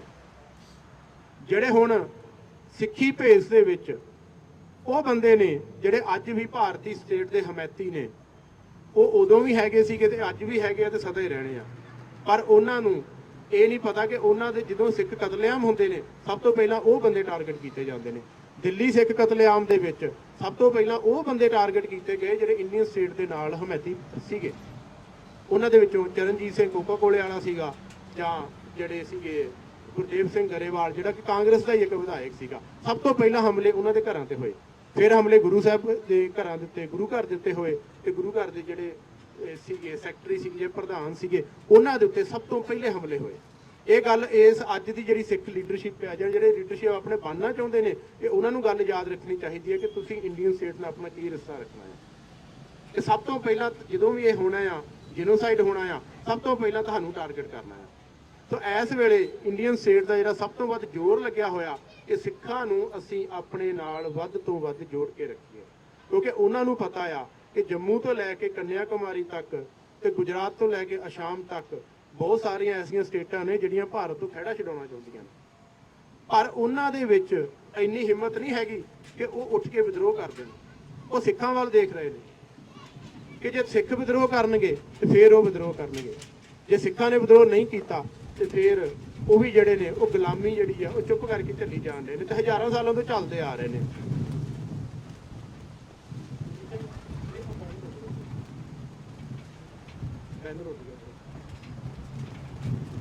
1984 ਦੇ ਵਿੱਚ ਜਿਹੜਾ ਸਿੱਖ ਕਤਲੇਆਮ ਹੋਇਆ, ਉਹਦੀ ਜਿਹੜੀ ਜੜ ਆ, ਅਫਜ਼ਲ ਹਸਨ ਰੰਧਾਵਾ ਸਾਹਿਬ ਨੇ ਉਹਨੂੰ 550 ਸਾਲ ਦਾ ਜਿਹੜਾ 5 ਸਦੀਆਂ ਦਾ ਵੈਰ ਕਿਹਾ। ਪਰ ਉਹਦੀ ਜਿਹੜੀ ਇਹਨਾਂ ਦੇ ਕੋਲ ਪੋਲੀਟੀਕਲ ਪਾਵਰ ਜਿਹੜੀ ਆਈ ਆ 1947 ਦੇ ਵਿੱਚ, ਉਦੋਂ ਹੀ ਉਹਨਾਂ ਨੇ ਉਹਦੀ ਜੜ ਜਿਹੜੀ ਉਹ ਪੱਕੀ ਕਰਤੀ ਸੀਗੀ। ਇਸੇ ਤਰ੍ਹਾਂ ਜਿਹੜੀ ਮਾਤ ਭਾਸ਼ਾ ਵਾਲੀ ਗੱਲ ਆਉਂਦੀ ਆ ਕਿ ਪੰਜਾਬ ਨੂੰ ਜਿਹੜਾ ਭਾਸ਼ਾਵਾਂ ਦੇ ਆਧਾਰ ਦੇ ਉੱਤੇ ਵੰਡਿਆ ਗਿਆ, ਜਿਹਦੇ ਵਿੱਚੋਂ ਹਰਿਆਣਾ ਤੇ ਹਿਮਾਚਲ ਕੱਢੇ ਗਏ ਨੇ, ਉਹਦੀ ਜਿਹੜੀ ਜੜ ਆ ਉਹ ਵੀ 1947 'ਚ ਰੱਖੀ ਗਈ ਸੀ। ਇਹ ਸਾਜ਼ਿਸ਼ ਦੇ ਤਹਿਤ 1964 ਦੀ ਜਿਹੜੀ ਆਪਣੀ ਮਰਦਮਸ਼ੁਮਾਰੀ ਹੋਈ ਆ, ਉਹਦੇ ਵਿੱਚ ਇਹ ਕਿਹਾ ਗਿਆ ਕਿ ਪੰਜਾਬ ਦੇ ਹਿੰਦੂ ਨੂੰ, ਕਿ ਜਿਹਨੂੰ ਹਿੰਦੀ ਆਉਂਦੀ ਵੀ ਨਹੀਂ ਸੀਗੀ, ਤੁਸੀਂ ਆਪਣੀ ਜਿਹੜੀ ਭਾਸ਼ਾ ਆ ਉਹ ਹਿੰਦੀ ਲਿਖਵਾਓ। ਜਦੋਂ ਉਹਨਾਂ ਨੇ ਆਪਣੀ ਭਾਸ਼ਾ ਹਿੰਦੀ ਲਿਖਵਾਈ, ਉਦੋਂ ਫਿਰ ਉਹਨਾਂ ਨੇ ਜਿਹੜਾ ਆ ਪੰਜਾਬ ਦੀ ਵੰਡ ਉਸ ਹਿਸਾਬ ਨਾਲ ਕੀਤੀ ਕਿ ਹਿੰਦੀ ਬੋਲਦੇ ਇਲਾਕੇ ਪੰਜਾਬ ਤੋਂ ਕੱਢੇ ਗਏ। ਉਹ ਵੀ ਪੰਜਾਬ ਨੂੰ ਇੱਕ ਕਮਜ਼ੋਰ ਜਿਹੜੀ ਉਹ ਕਰਨ ਵਾਸਤੇ ਹੀ ਕੀਤਾ ਗਿਆ, ਕਿਉਂਕਿ ਉਹਨਾਂ ਨੂੰ ਪਤਾ ਆ ਜਿਹੜਾ ਪੰਜਾਬ ਆ ਉੱਥੇ ਜਿਹੜੀ ਸਿੱਖ ਵਸੋਂ ਆ, ਜਿਹੜੀ ਸਿੱਖ ਸਾਈਕੀ ਜਾਂ ਸਿੱਖ ਮਾਨਸਿਕਤਾ ਆ, ਉਹ ਮਨੁੱਖਤਾ ਦੇ ਹੱਲ ਨੇ ਉਹਨਾਂ ਦੇ ਕੋਲ। ਜਿਹੜਾ ਆਪਾਂ ਹੁਣੇ ਮੂਲ ਮੰਤਰ ਦੇ ਵਿੱਚ ਪੜ੍ਹਿਆ ਨਾ, ਨਿਰਭਉ ਤੇ ਨਿਰਵੈਰ, ਇਹ ਸਿੱਖਾਂ ਦਾ ਰਾਜਸੀ ਨਿਜ਼ਾਮ ਆ। ਇਹ ਇਕੱਲੀ ਬਾਣੀ ਪੜ੍ਹਨ ਵਾਸਤੇ ਜਾਂ ਇਹਨੂੰ ਤੋਤਾ ਰਟਣ ਵਾਸਤੇ ਨਹੀਂ ਹੈਗੀ। ਇਹਨੂੰ ਜਿਹੜਾ ਫਿਜ਼ੀਕਲ ਰੂਪ ਆ ਉਹ ਇਹ ਆ ਕਿ ਜਦੋਂ ਸਿੱਖਾਂ ਕੋਲ ਰਾਜ ਹੈ ਉਦੋਂ ਸਿੱਖ ਕਿਸੇ ਨਾਲ ਨਫ਼ਰਤ ਨਹੀਂ ਕਰਦਾ, ਤੇ ਜਦੋਂ ਸਿੱਖਾਂ ਕੋਲ ਰਾਜ ਨਹੀਂ ਹੈਗਾ, ਜਿੱਦਾਂ ਭਾਵ ਕਿ ਅੱਜ ਦਾ ਜਿਹੜਾ ਸਮਾਂ ਆ, ਉਦੋਂ ਸਿੱਖ ਕਿਸੇ ਤੋਂ ਡਰਦਾ ਨਹੀਂ। ਇਸੇ ਕਰਕੇ ਅੱਜ ਆਪਾਂ ਇੰਡੀਅਨ ਐਮਬੈਸੀ ਦੇ ਸਾਹਮਣੇ ਖਲੋਤੇ ਆ। ਉਹ ਨਿਰਭਉ ਤੇ ਨਿਰਵੈਰ ਜਿਹੜਾ ਆ ਉਹ ਸਾਡਾ ਰਾਜਸੀ ਨਿਜ਼ਾਮ ਆ। ਸੋ ਜਿਹੜੀਆਂ 5 ਚੀਜ਼ਾਂ ਸਟੇਟ ਅੱਜ ਪ੍ਰੋਮਿਸ ਕਰ ਰਹੀ ਆ 75 ਸਾਲ ਬਾਅਦ ਕਿ ਤੁਹਾਨੂੰ ਜਿਹੜਾ ਦੇਵਾਂਗੇ ਅਸੀਂ, ਕਿ ਤੁਸੀਂ ਇਸ ਸਟੇਟ ਦੇ ਵਫਾਦਾਰ ਰਹੋ, ਉਸ ਗੁਰੂ ਕਾਲ ਤੋਂ ਹੀ ਸਿੱਖ ਦਿੰਦੇ ਆ ਰਹੇ ਆ। ਉਹ 5 ਚੀਜ਼ਾਂ ਕਿਹੜੀਆਂ ਨੇ? ਉਹ ਰੋਟੀ ਆ, ਕੱਪੜਾ ਆ, ਛੱਤ ਆ, ਐਜੂਕੇਸ਼ਨ ਆ, ਤੇ ਸੋਸ਼ਲ ਸਿਕਿਉਰਿਟੀ ਆ ਜਾਂ ਗਿਆਨ ਆ। ਇਹੀ 5 ਚੀਜ਼ਾਂ ਨੇ ਜਿਹੜੀਆਂ ਅੱਜ ਇੰਡੀਅਨ ਸਟੇਟ ਕਹਿ ਰਹੀ ਆ ਕਿ ਤੁਹਾਨੂੰ ਰਾਸ਼ਨ ਘਰੇ ਮਿਲ ਜੂਗਾ, ਅਸੀਂ ਮੈਡੀਕਲ ਜਿਹੜੇ ਆ ਉਹ ਇੰਸਟੀਚਿਊਟ ਖੋਲ ਦਾਂਗੇ ਪੰਜਾਬ ਦੇ ਵਿੱਚ, ਤੁਹਾਨੂੰ ਜਿਹੜਾ ਆ ਉਹ ਸੋਸ਼ਲ ਸਿਕਿਉਰਿਟੀ ਮਿਲੂਗੀ। BSF ਨੇ ਤਾਂ ਪੰਜਾਬ ਮੱਲਿਆ ਹੋਇਆ, ਉਹ ਸੋਸ਼ਲ ਸਿਕਿਉਰਿਟੀ ਨਹੀਂ ਹੈਗੀ, ਉਹ ਸਿੱਖਾਂ ਦੀ ਜੀਨੋਸਾਈਡ ਦੀ ਤਿਆਰੀ ਹੋ ਰਹੀ ਆ। ਤੇ ਉਹਨਾਂ ਦੀ ਜੀ ਹਜ਼ੂਰੀ ਦੇ ਪਿੱਛੇ ਬਹੁਤ ਵੱਡੀ ਇੱਕ ਰੰਜਿਸ਼ ਆ। ਉਹਨਾਂ ਜਿਹੜੀ ਮੁੱਢਲੀ ਜਿਹੜੀ ਉਹ ਹੈਗੀ ਆ, ਉਹਦੇ ਵਿੱਚ ਉਹ ਕਹਿੰਦੇ ਵੀ ਅਸੀਂ ਤੁਹਾਨੂੰ ਗਿਆਨ ਦੇਵਾਂਗੇ, ਤੁਹਾਨੂੰ ਫ੍ਰੀ ਐਜੂਕੇਸ਼ਨ ਦੇ ਦਾਂਗੇ। ਇਹ ਪੰਜੇ ਚੀਜ਼ਾਂ ਤੇ ਗੁਰੂ ਘਰ ਦੇ ਵਿੱਚ ਗੁਰੂ ਕਾਲ ਤੋਂ ਮਿਲਦੀਆਂ ਆ ਰਹੀਆਂ ਨੇ। ਉੱਥੇ ਗੁਰਬਾਣੀ ਦੇ ਰੂਪ 'ਚ ਗਿਆਨ ਵੀ ਹੈ, ਉੱਥੇ ਐਜੂਕੇਸ਼ਨ ਜਿਹੜੀ ਆ ਉਹ ਗਿਆਨ ਉੱਥੇ ਗੁਰਬਾਣੀ ਦੇ ਰੂਪ 'ਚ ਮਿਲਦਾ ਆ। ਇਹ ਗੁਰਬਾਣੀ ਦੇ ਵਿੱਚ ਹਰ ਤਰ੍ਹਾਂ ਦਾ ਵਿਸ਼ਾ ਕਵਰ ਕੀਤਾ ਹੋਇਆ। ਉੱਥੋਂ ਕੋਈ ਭੁੱਖਾ ਨਹੀਂ ਜਾਂਦਾ। ਸੋਸ਼ਲ ਸਿਕਿਉਰਿਟੀ ਵਾਸਤੇ ਉੱਥੇ ਸ਼ਸਤਰ ਵੀ ਨੇ, ਉੱਥੇ ਸਰਾਂ ਵੀ ਹੈਗੀ ਆ। ਤੇ ਉੱਥੇ ਜੇ ਕੋਈ ਨੰਗਾ ਭੁੱਖਾ ਆ ਜੇ, ਉਹ ਵੀ ਉੱਥੋਂ ਗੋਲਕ ਦਾ ਜਿਹੜਾ ਸਿਧਾਂਤ ਆ ਉਹ ਵੀ ਉੱਥੇ ਹੈਗਾ। ਇਹ ਪੰਜੇ ਚੀਜ਼ਾਂ ਤੇ ਜਿਹੜੀਆਂ ਹੈਗੀਆਂ ਨੇ ਉਹ ਸਿੱਖਾਂ ਦੇ ਕੋਲ ਗੁਰੂ ਘਰ ਦੇ ਵਿੱਚ ਹੀ ਹੈਗੀਆਂ ਨੇ। ਫਿਰ ਐਸੀ ਕੀ ਸਾਡੀ ਮਜਬੂਰੀ ਹੈ ਕਿ ਅਸੀਂ ਇੰਡੀਅਨ ਸਟੇਟ ਦੇ ਨਾਲ ਆਪਣਾ ਭਵਿੱਖ ਜੋੜਨਾ ਆ। ਇਸੇ ਕਰਕੇ ਅੰਗਰੇਜ਼ ਇਤਿਹਾਸਕਾਰਾਂ ਨੇ ਗੁਰਦੁਆਰੇ ਸਾਹਿਬ ਨੂੰ ਸਟੇਟ ਵਿਦਨ ਸਟੇਟ ਲਿਖਿਆ ਹੋਇਆ ਕਿ ਇਹ ਰਾਜ ਦੇ ਵਿੱਚ ਹੀ ਇੱਕ ਰਾਜ ਆ। ਸੋ ਇੰਡੀਅਨ ਸਟੇਟ ਦਾ ਜਿਹੜਾ ਅੱਜ ਪੂਰਾ ਜ਼ੋਰ ਲੱਗਿਆ ਹੋਇਆ ਕਿ ਸਿੱਖਾਂ ਨੂੰ ਉਹਨਾਂ ਦੀਆਂ ਪਰੰਪਰਾਵਾਂ ਤੋਂ ਤੋੜ ਕੇ ਉਹਨਾਂ ਨੂੰ ਰਾਸ਼ਟਰੀ ਰੰਗਤ ਦੇ ਦਈਏ, ਉਹ ਤੋਂ ਸਾਨੂੰ ਖਬਰਦਾਰ ਹੋਣ ਦੀ ਲੋੜ ਆ। ਕੱਲ ਦੀ ਖਬਰ ਆ ਕਿ ਉਹਨਾਂ ਨੇ ਜਿਹੜਾ ਸਰਹੰਦ ਦਾ ਜਿਹੜਾ ਮੀਨਾਰ ਬਣਿਆ ਹੋਇਆ ਸ਼ਹੀਦਾਂ ਦਾ, ਉਹਦੇ ਉੱਤੇ ਤਿਰੰਗਾ ਝੰਡਾ ਲਹਿਰਾਉਣ ਦੀ ਕੋਸ਼ਿਸ਼ ਕੀਤੀ, ਭਾਵੇਂ ਕਿ ਭਾਈ ਪਲਵਿੰਦਰ ਸਿੰਘ ਤਲਵਾੜੇ ਉਹਨਾਂ ਨੇ ਜਾ ਕੇ ਵਾਰਿਸ ਪੰਜਾਬ ਦੀ ਜਥੇਬੰਦੀ ਵੱਲੋਂ ਉਹ ਹਟਾ ਦਿੱਤੇ ਗਏ ਨੇ। ਪਰ ਇਹ ਸਾਰੇ ਦੇ ਪਿੱਛੇ ਜਿਹੜੀ ਉਹਨਾਂ ਦੀ ਜੀ ਹਜ਼ੂਰੀ ਆ, ਉਹਦੇ ਪਿੱਛੇ ਜਿਹੜੀ ਰੰਜਿਸ਼ ਆ, ਉਹ ਜੀਨੋਸਾਈਡ ਦੀ ਆ। ਤੇ ਜਦੋਂ ਰਾਜਾ ਦਾਹਰ ਜਦੋਂ ਹਾਰਦਾ ਆ ਮੁਹੰਮਦ ਬਿਨ ਕਾਸਿਮ ਤੋਂ, ਰਾਜੇ ਦਾਹਰ ਦੀਆਂ ਜੋ ਬੱਚੀਆਂ ਸੀਗੀਆਂ, 2 ਕੁੜੀਆਂ ਸੀ ਉਹਦੀਆਂ, ਉਹ ਦੋਵਾਂ ਬੇਟੀਆਂ ਨੂੰ ਮੁਹੰਮਦ ਬਿਨ ਕਾਸਿਮ ਨੇ ਬੰਦੀ ਬਣਾ ਲਿਆ ਤੇ ਵਾਪਸ ਜਿੱਥੋਂ ਆਇਆ ਸੀ ਅਰਬ ਤੋਂ ਉੱਥੇ ਲੈ ਗਿਆ। ਉੱਥੇ ਜਾ ਕੇ ਆਪਣੇ ਚਾਚੇ ਨੂੰ ਕਹਿੰਦਾ ਕਿ ਮੈਂ ਤੇਰੇ ਵਾਸਤੇ ਭਾਰਤ ਤੋਂ ਤੋਹਫਾ ਲੈ ਕੇ ਆਇਆ। ਤੇ ਸਾਰਾ ਰਾਜ ਜਿਹੜੀਆਂ ਉਹ ਬੇਟੀਆਂ ਸੀ ਰਾਜੇ ਦਾਹਰ ਦੀਆਂ, ਉਹਦੇ ਨਾਲ ਜੀ ਹਜ਼ੂਰੀ ਕਰਦੀਆਂ ਗਈਆਂ। ਉੱਥੇ ਜਾ ਕੇ ਉਹਨਾਂ ਨੇ ਆਪਣੇ ਕੱਪੜੇ ਪਾੜ ਲਏ ਤੇ ਆਪਣੇ ਆਪ ਨੂੰ ਆਪੇ ਜ਼ਖਮੀ ਕਰਕੇ ਇਹ ਕਹਿਤਾ ਕਿ ਮੁਹੰਮਦ ਬਿਨ ਕਾਸਿਮ ਦੇ ਚਾਚੇ ਨੂੰ ਕਿ ਤੇਰਾ ਭਤੀਜਾ ਝੂਠ ਬੋਲਦਾ ਆ, ਰਾਹ ਦੇ ਵਿੱਚ ਇਹਨਾਂ ਨੇ ਸਾਡੇ ਨਾਲ ਬਲਾਤਕਾਰ ਕੀਤੇ ਨੇ। ਚਾਚੇ ਤੇ ਭਤੀਜੇ ਦੀ ਆਪਸ 'ਚ ਲੜਾਈ ਹੋਈ ਤੇ ਮੁਹੰਮਦ ਬਿਨ ਕਾਸਿਮ ਜਿਹੜਾ ਕਿ 18-19 ਸਾਲ ਦਾ ਸੀਗਾ, ਉਹਨੂੰ ਉਹਦੇ ਚਾਚੇ ਨੇ ਮਾਰਤਾ। ਤੇ ਬਾਅਦ ਵਿੱਚ ਉਹਨਾਂ ਨੇ ਜਦੋਂ ਪੁੱਛਿਆ ਵੀ ਇਹ ਕਿਉਂ ਕੀਤਾ ਤੁਸੀਂ, ਉਹ ਕਹਿੰਦੇ ਅਸੀਂ ਆਪਣੇ ਪਿਓ ਦੀ ਮੌਤ ਦਾ ਬਦਲਾ ਲਿਆ। ਇਹ ਜੀ ਹਜ਼ੂਰੀ ਤੇ ਰੰਜਿਸ਼ ਜਿਹੜੀ ਉਹ ਸੇਮ ਟਾਈਮ ਕਰ ਲੈਂਦੇ ਨੇ। ਤੋ ਜਿਹੜੀ ਇਹਨਾਂ ਦੀ ਇਹ ਮਾਨਸਿਕਤਾ ਆ, ਇਹ ਕੋਈ ਨਵੀਂ ਮਾਨਸਿਕਤਾ ਨਹੀਂ ਹੈਗੀ, ਇਹ ਹਜ਼ਾਰਾਂ ਸਾਲ ਪੁਰਾਣੀ ਆ। ਇਸੇ ਕਰਕੇ ਅਫਜ਼ਲ ਅਹਿਸਨ ਰੰਧਾਵਾ ਸਾਹਿਬ ਨੇ ਲਿਖਿਆ ਸੀ, ਅੱਜ ਕੱਢ ਵਿਖਾਇਆ ਵੈਰੀਆਂ 5 ਸਦੀਆਂ ਦਾ ਵੈਰ, ਜਿਹੜਾ ਗੁਰੂ ਨਾਨਕ ਸਾਹਿਬ ਦੇ ਸਮੇਂ ਤੋਂ ਸ਼ੁਰੂ ਹੋ ਗਿਆ ਸੀਗਾ। ਤਾਂ ਆਉਣ ਵਾਲਾ ਜਿਹੜਾ ਸਮਾਂ ਆ ਉਹ ਬਹੁਤ ਚੁਣੌਤੀਆਂ ਭਰਿਆ ਆ। ਉਹਦੇ ਵਿੱਚ ਉਹੀ ਬੰਦੇ ਬਚ ਸਕਦੇ ਆ ਜਿਹੜੇ ਸਮੇਂ ਦੀ ਚਾਲ ਨੂੰ ਸਮਝ ਰਹੇ ਆ ਤੇ ਉਸ ਹਿਸਾਬ ਦੇ ਨਾਲ ਆਪਣੇ ਜਿਹੜੇ ਫੈਸਲੇ ਨੇ ਉਹ ਪੰਥਕ ਰਵਾਇਤਾਂ ਅਨੁਸਾਰ ਲੈ ਰਹੇ ਨੇ। ਜੀਨੋਸਾਈਡਾਂ ਦੇ ਬਾਰੇ, ਜਿਹੜਾ ਯਹੂਦੀਆਂ ਦਾ ਜੀਨੋਸਾਈਡ ਹੋਇਆ, ਉਹਨਾਂ ਨੇ ਇਹ ਸ਼ਬਦ ਘੜਿਆ ਆ ਜੀਨੋਸਾਈਡ। ਜੀਨ ਤੇ ਸਾਈਡ, ਇਹ 2 ਸ਼ਬਦਾਂ ਦਾ ਮੇਲ ਆ। ਜੀਨ ਤੋਂ ਭਾਵ ਹੁੰਦਾ ਜੀਨਸ, ਸਾਈਡ ਤੋਂ ਭਾਵ ਹੁੰਦਾ ਖੁਰਾ ਖੋਜ ਮਿਟਾ ਦੇਣਾ। ਉੱਥੋਂ ਹੀ ਬਾਅਦ ਵਿੱਚ ਆ ਪੈਸਟੀਸਾਈਡ, ਇਨਸੈਕਟੀਸਾਈਡ, ਸਾਰੇ ਸ਼ਬਦ ਜਿਹੜੇ ਹੋਂਦ ਵਿੱਚ ਆਏ। ਤੇ ਜੀਨੋਸਾਈਡ ਤੋਂ ਬਚਣ ਦਾ ਇੱਕੋ ਹੀ ਇੱਕ ਤਰੀਕਾ ਆ ਕਿ ਇਹਦੇ ਬਾਰੇ ਜਿਹੜੇ ਜ਼ਾਲਮ ਧਿਰਿਆ ਜਾਂ ਜਿਹੜੀ ਦੋਸ਼ੀ ਧਿਰਿਆ, ਉਹਦੇ ਖਿਲਾਫ ਵੱਧ ਤੋਂ ਵੱਧ ਆਵਾਜ਼ ਚੁੱਕੀ ਜਾਵੇ।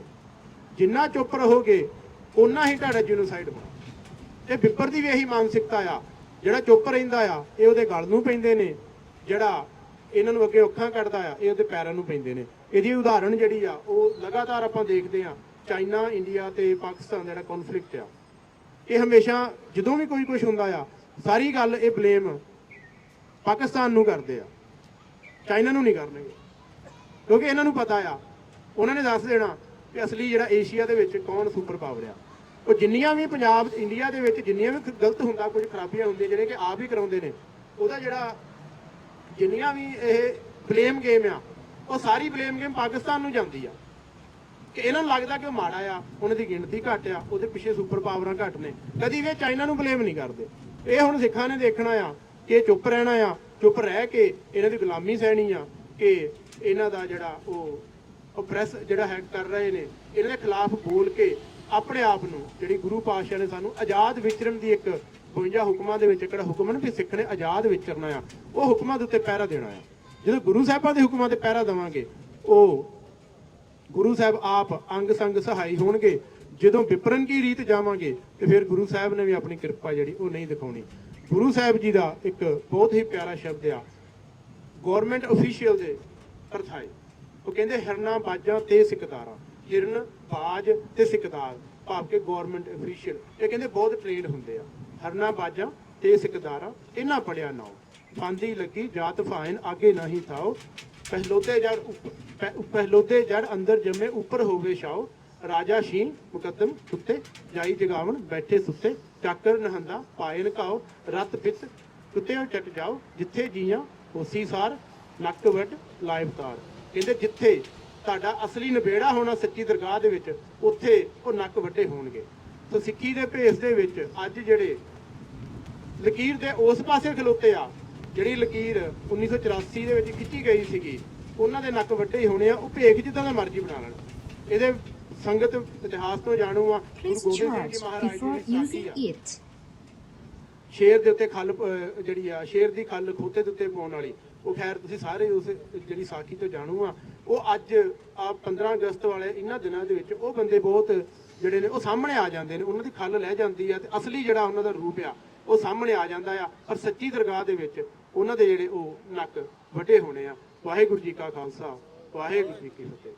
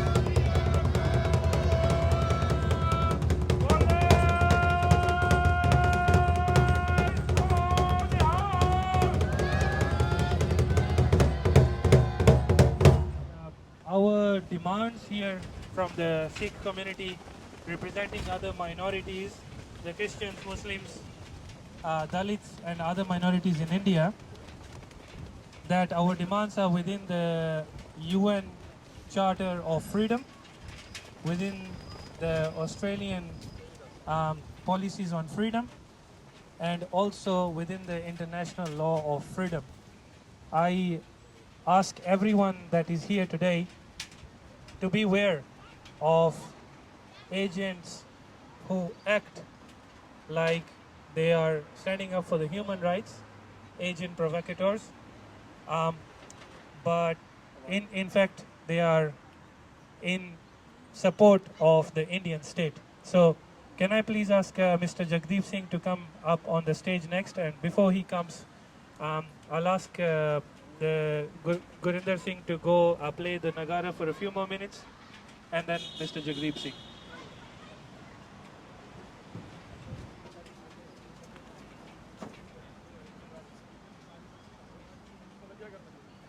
Why?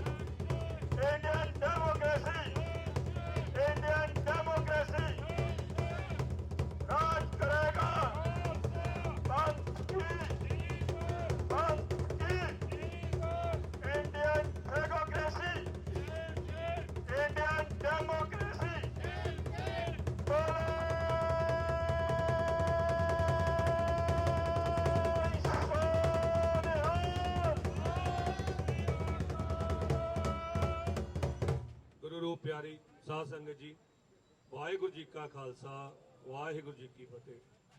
ਸਭ ਤੋਂ ਪਹਿਲਾਂ ਮੈਂ ਸਾਰੀਆਂ ਸੰਗਤਾਂ ਦਾ ਬਹੁਤ ਧੰਨਵਾਦ ਕਰਦਾ ਜਿਨ੍ਹਾਂ ਨੇ ਅੱਜ ਆਪਣਾ ਫਰਜ਼ ਪਛਾਣਦੇ ਹੋਏ ਇੱਥੇ ਆਪਣੀ ਹਾਜ਼ਰੀ ਭਰੀ ਹੈ।